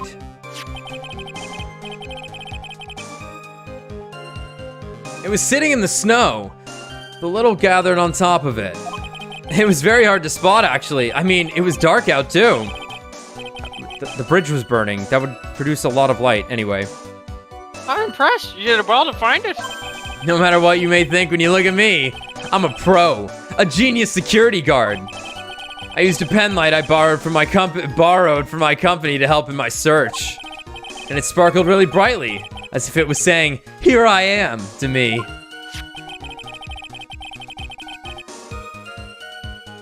It does indeed look very much like the crystal sphere on Iris's hood. But need I remind you that she was not wearing her hood that night? I'm sure that Iris was simply wearing a spare hood. Each nun is assigned their own hood, and they are assigned only one. I don't know anything about that, okay? And Iris is special, alright, dude? Even if she did steal a spare hood, I'll forgive her. This is getting us nowhere. Our destination for the day, it seems. However, this crystal sphere was found near the bridge. It's a fact. If it didn't come from a hood, where could it have come from? That is the question I aim to answer.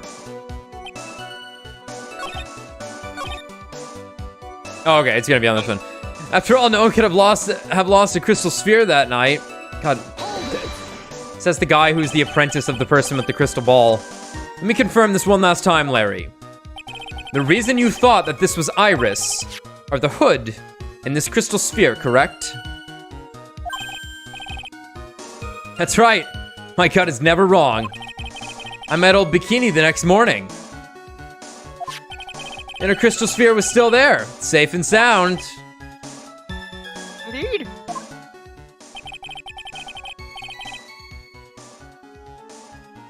She was wearing it in this very room earlier today. In fact, we can still see her, barely. This case isn't going to end without a fight. Exposing the obvious contradictions in this testimony will be easy. But I fear that all that awaits us are further mysteries.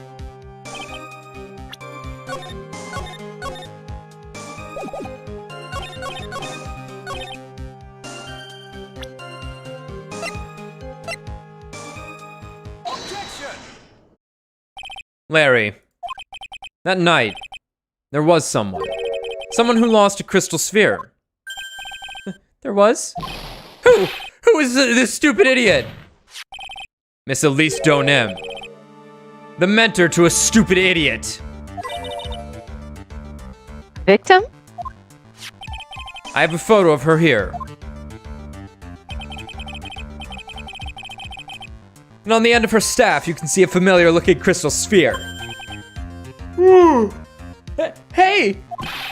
That's my photograph, give it back! Ouch!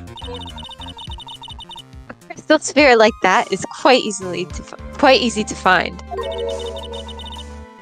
I have one just like it on my brooch. Wait, what? Wait, don't. That's a different What- color. Where? And also... That's a different shape It's- and color in It's what? just like it, you guys. Come on, look at it. Oh, okay. I'm convinced. They look nothing alike! In any case, please take a look at this. This is the victim's staff, found at the crime scene. The crime of the scene, yep. Crystal sphere, it's gone. What? What? Yeah, that's right, Larry. You have the murder weapon. Larry, you know your teacher who you spend a lot of time with? The thing that she holds always that you would recognize? I don't know. Larry Butts. I'm just not that into her, you know? But she's super cool. Just the worst. Larry, not into MILFs after all. Shame. What does this mean? If anyone jumped or flew across the bridge that night, it certainly was not Iris. After all, she was not wearing her hood. More importantly, the crystal sphere found at the landing site was not hers either. Okay. So, Elise was at the other temple, I guess.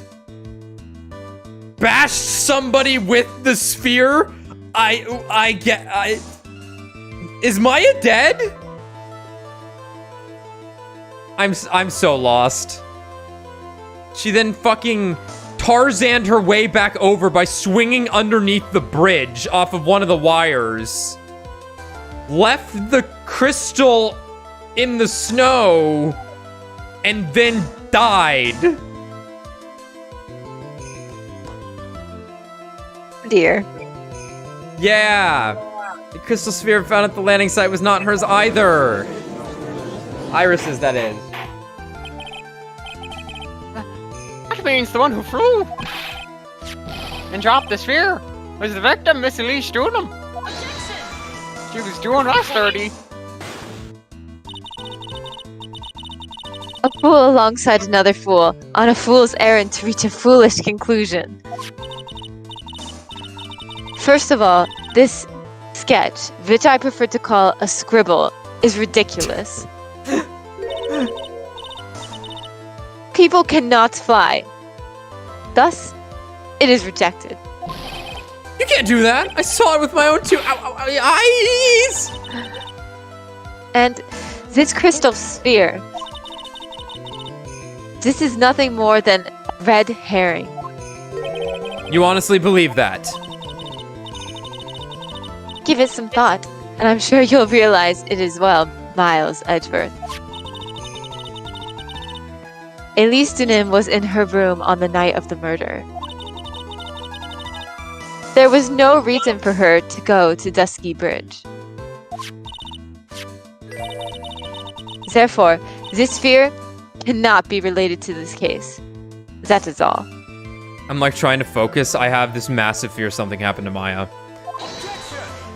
I'm so sorry, Alex. He's shaking and crying. I cannot. Where is Alex, she she's supposed not- to be right now? Do we know, or At she's the inner Shut up. temple. She's on the other side of the bridge. That's down. You Yeah. can't get to them. Oh. Yeah. Yeah. Alex, Oh, she's dear. not real. Alex, he's not real. Alex, I'm so sorry. She better be okay. Swear to fucking God. It's Franziska von Karma. The only people who will accept that explanation are scatterbrains and clowns. Honk, honk. Honk honk. Are you putting him? Hold on. These clowns are mentioned.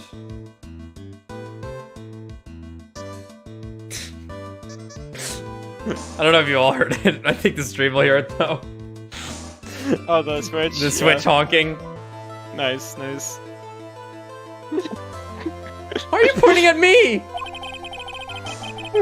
The victim's crystal sphere was found near the bridge on the night of her murder. Yet you expect us to believe this has nothing to do with the case? Crystal sphere. It was probably thrown away at the bridge after the murder. After the murder? No! No! Larry found it before the murder occurred. There is blood on the crystal sphere, isn't there? This naturally suggests that it was thrown away after the murder took place.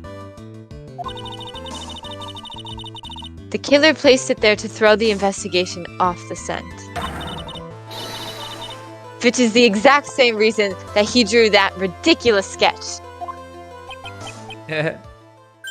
What? You mean I'm the killer? No, what?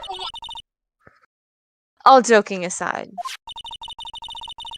just when did the crystal sphere appear near the foot of the bridge? Unless this can be proven in some way, I refuse to believe this is related to the case. Granny. Baby girl. There's blood on it. It looks like she's holding it. There is know. blood. She's Yeah, about to use it. She's handing it. There's blood on it. Franziska, There's blood on Franziska it. von Karma passes you the blunt. Dude, I was thinking the boof. She whips the Passes boof you. over to you. Well, she pointed out there was blood on it. She's just suggesting it was moved from the crime scene to the bridge. Right. Still, she's saying it's only trying to throw us off, yet like we need to know more about it. Mm-hmm. She makes a valid point. There's no evidence that Elise Donim left Hazakura Temple that night. However, if somehow this crystal sphere can be proven to have been dropped before the victim was killed, then this case is going to transform into something else entirely. Your response, Mr. Edgeworth.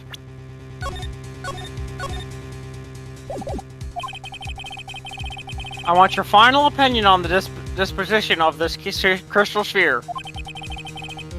If it is not related to the case, then this witness who you called will have nothing more than a monumental waste of our time. Would have been nothing more than a monumental waste of time. Prepare yourself for some very appropriate punishment, Miles Edgeworth. Nice Oh, no. adoptive sibling CBT.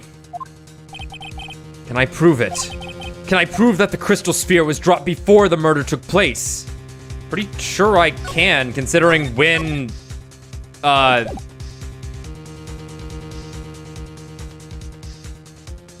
me think here. So we established that Larry was sketching for 15 minutes, right? About 5 minutes after the fact, I believe it was. He was like, oh, okay, I'm going to start sketching. He then sees Phoenix at 11:15. Right. So between 11 and 11:15... is that when he actually sketched it? I wasn't... No, he went there afterwards. He saw this, and then he went to go sketch it. Was the thing. Yeah. He sketched what he saw from his mind. Because obviously she would have had to be suspended midair. Yeah. So this means this crystal must have gotten there before the murder took place. I think that's all there is to it.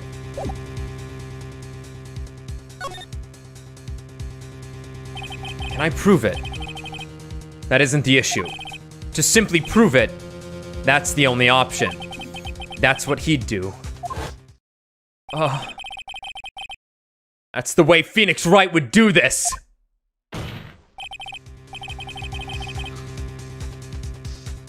Your Honor, allow me to prove something to you. I will prove that this crystal sphere is a vital link to solving this case. You will do what? That look in your eyes. You remind me of Phoenix Wright when he is cornered. Wow. Dun dun dun dun. That should come as no surprise. Because right now, I am Phoenix Wright, and I am indeed cornered. Alex, you are Edgeworth, who is Phoenix Phoenix Wright. Wright. It's the layers. Who is me? The layers, man. So right now, I am Phoenix Wright. I am always Phoenix Wright. And I am cornered. I order you to present your evidence, Mr. Edgeworth. Ooh. Evidence that proves that the crystal sphere was indeed dropped before the murder.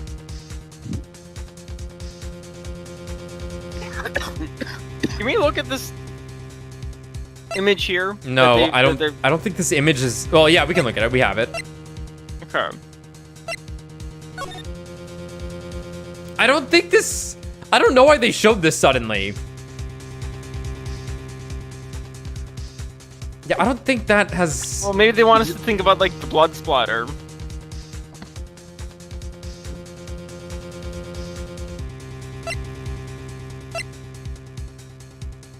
The statue's not holding it or anything, right? No, No, that thing, that's this- just part of the this- statue. Maybe something about the staff. Why is there blood on it if it was before the murder? We don't know. Ah! I'm afraid Elise might have done something bad. Right, because they had just said it could have been moved from the victim's staff, right? Hmm. Evidence that proves that the crystal sphere was indeed dropped before the murder.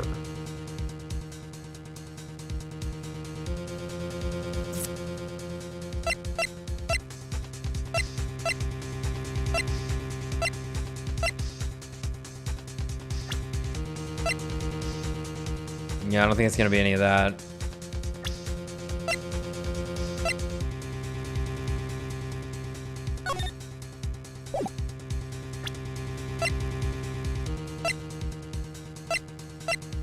We gotta run DNA. Blood on the crystal, blood on the sword guy. It's gotta be different blood. It's probably different blood. So, is it just gonna be the sketch for some reason? She's not holding a staff.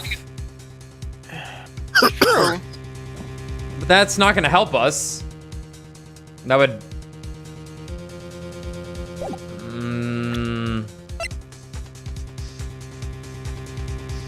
Evidence that proves that the crystal sphere was indeed dropped before the murder.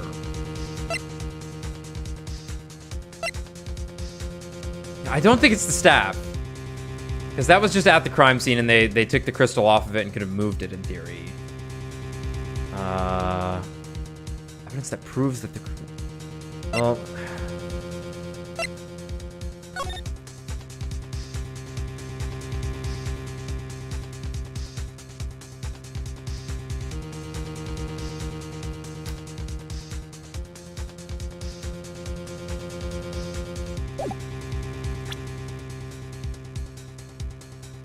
Maybe we don't have proof.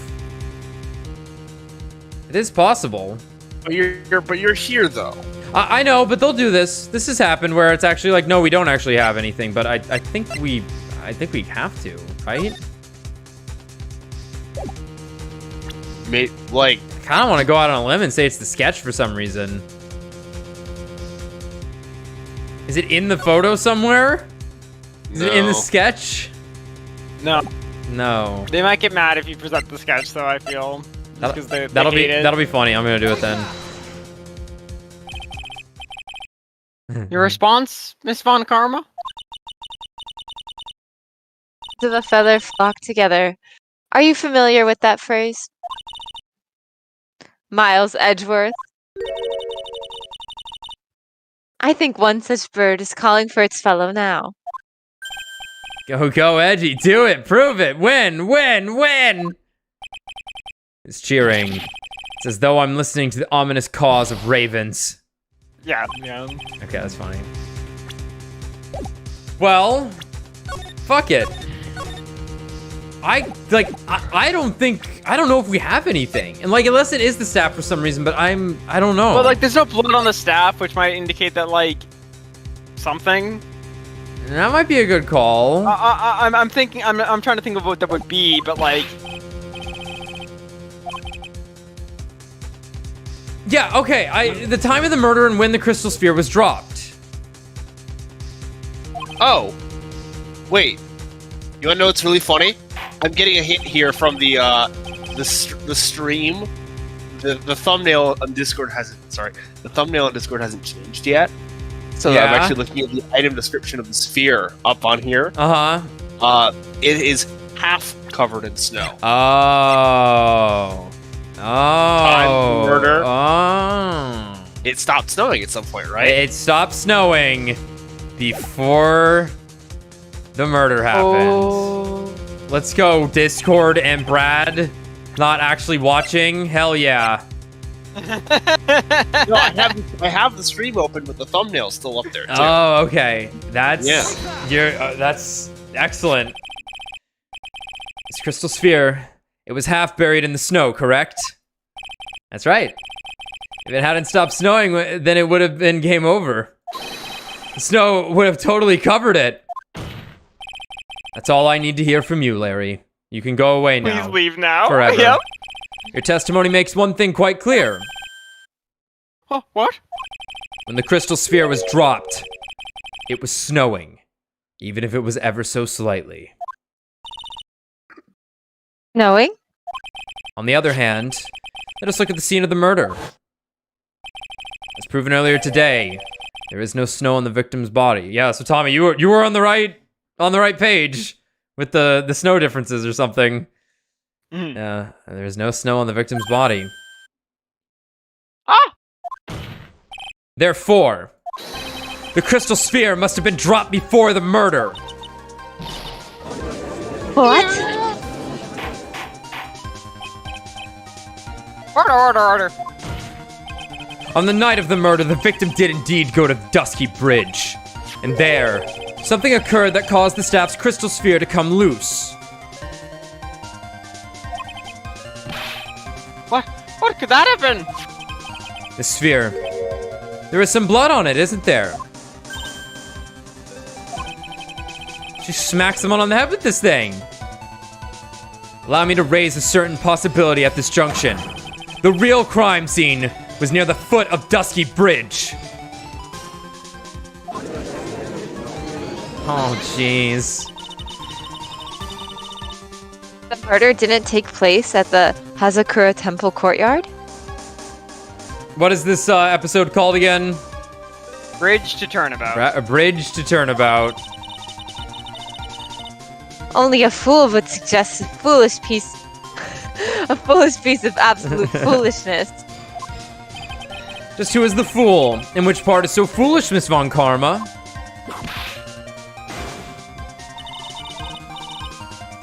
Have you been paying any attention this whole time, Miles Edgeworth?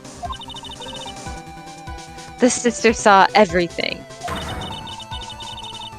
She saw the victim being killed by the defendant in the Hazakura Temple courtyard.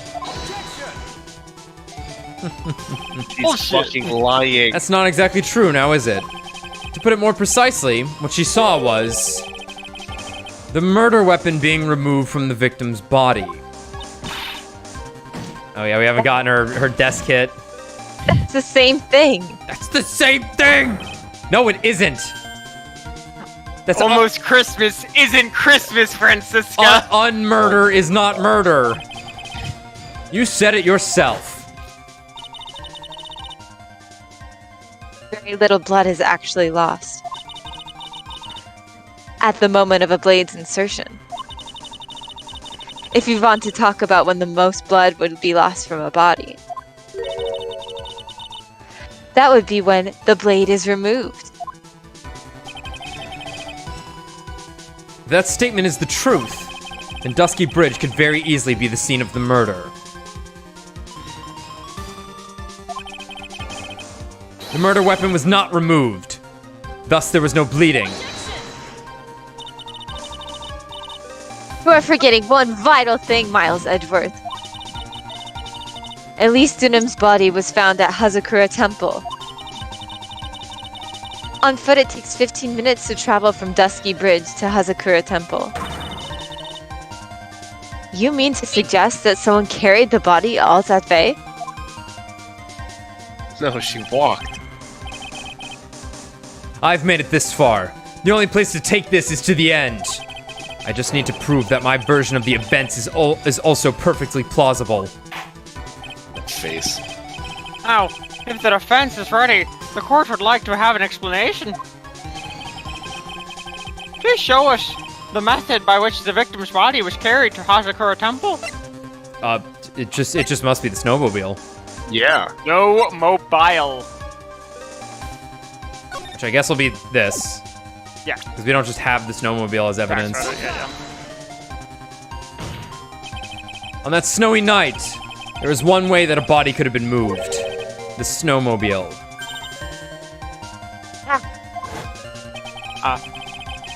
As we know, the snowmobile was used that night. It was explained as having been used to dispose of the murder weapon, but it could also have been used to carry a body.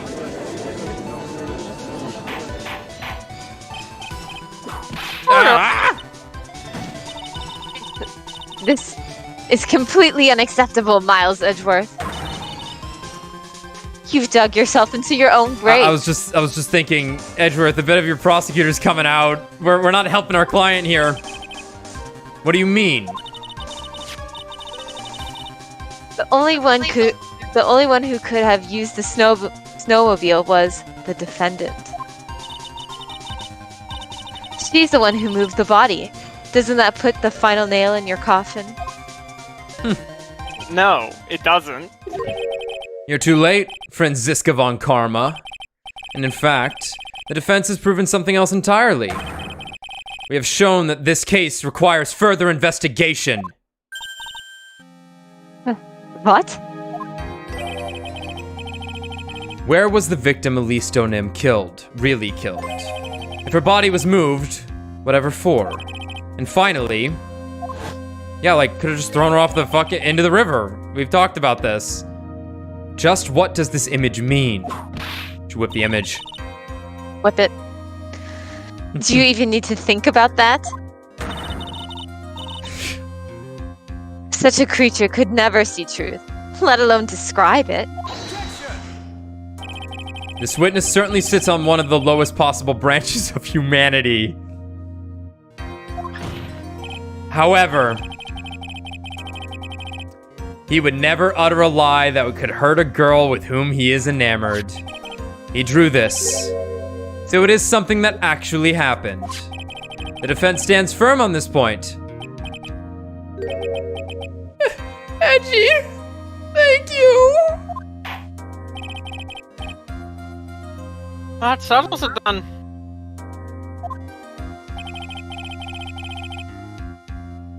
I cannot give a verdict under these circumstances. Grr. Several smacks. Bam, bam, bam. Right. It seems I have fulfilled my part in this. It is just as I thought. Franziska von Karma. You make a wonderful partner. A wunderbar partner. Excuse me? There was one reason, and one alone, for me being here. To expose the darkness lurking in this case, and then pass it on to Wright. Really? That's what this was all about? You could have just told me that from the very beginning. Then I wouldn't have had Franzi whip it. Ow! Franzi. Miles Edgeworth. I don't care about what you were here to do. This was my chance to finally grind you under my heel. A shame that your chance seems to have slipped by you. Slipped you by. What a shame, Franzi! This is all your fault. Franzi. Such a terrible waste of a human being. Ow, ow, ow, ow, get him, get him! Come on, come on! I demand satisfaction. You're an affront to our Yeah! justice system. Woo! She killed him. Yes! Kill! I cannot believe that the witness's testimony relates to an actual event. Franziska has finally fulfilled her role in this series, killing Larry. Thank God. Thank you, Queen. However, there has to be some sort of answer for the questions it raises.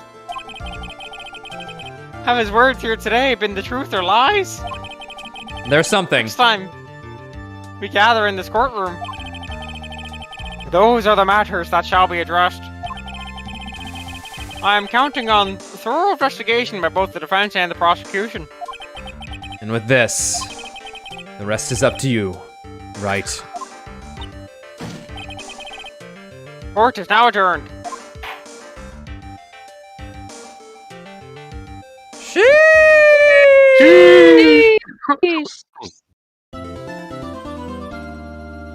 I'm gonna stop, but I won't sleep tonight.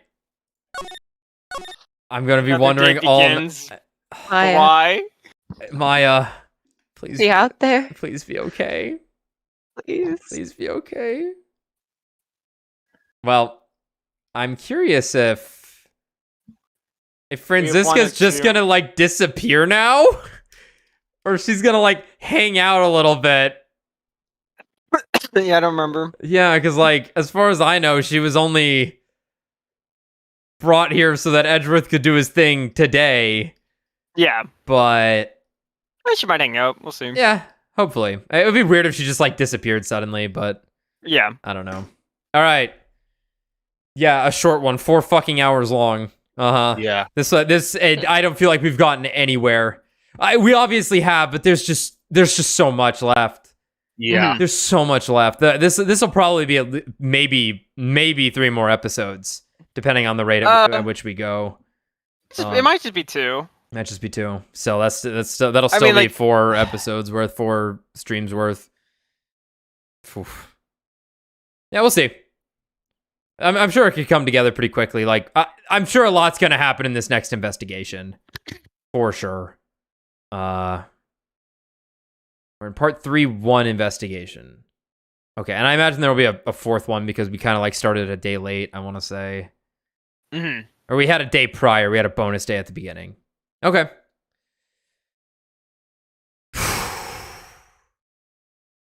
She better be okay. I'll almost hate this game if anything bad happened to Maya, but like, you know, Damn. without me having the power to save her, like at the end of the second game. Yeah. Yeah. Ooh. Fuck. All right. Well, we'll probably be back tomorrow to continue this stressful adventure. And holy fuck, I have no words. Like, I just want to keep going, but you'll have to wait. All right. Otaku, it was good to have you back, man. We'll see y'all next time. And Maddie, thanks again for joining us. Thanks for having me. Anytime. All right.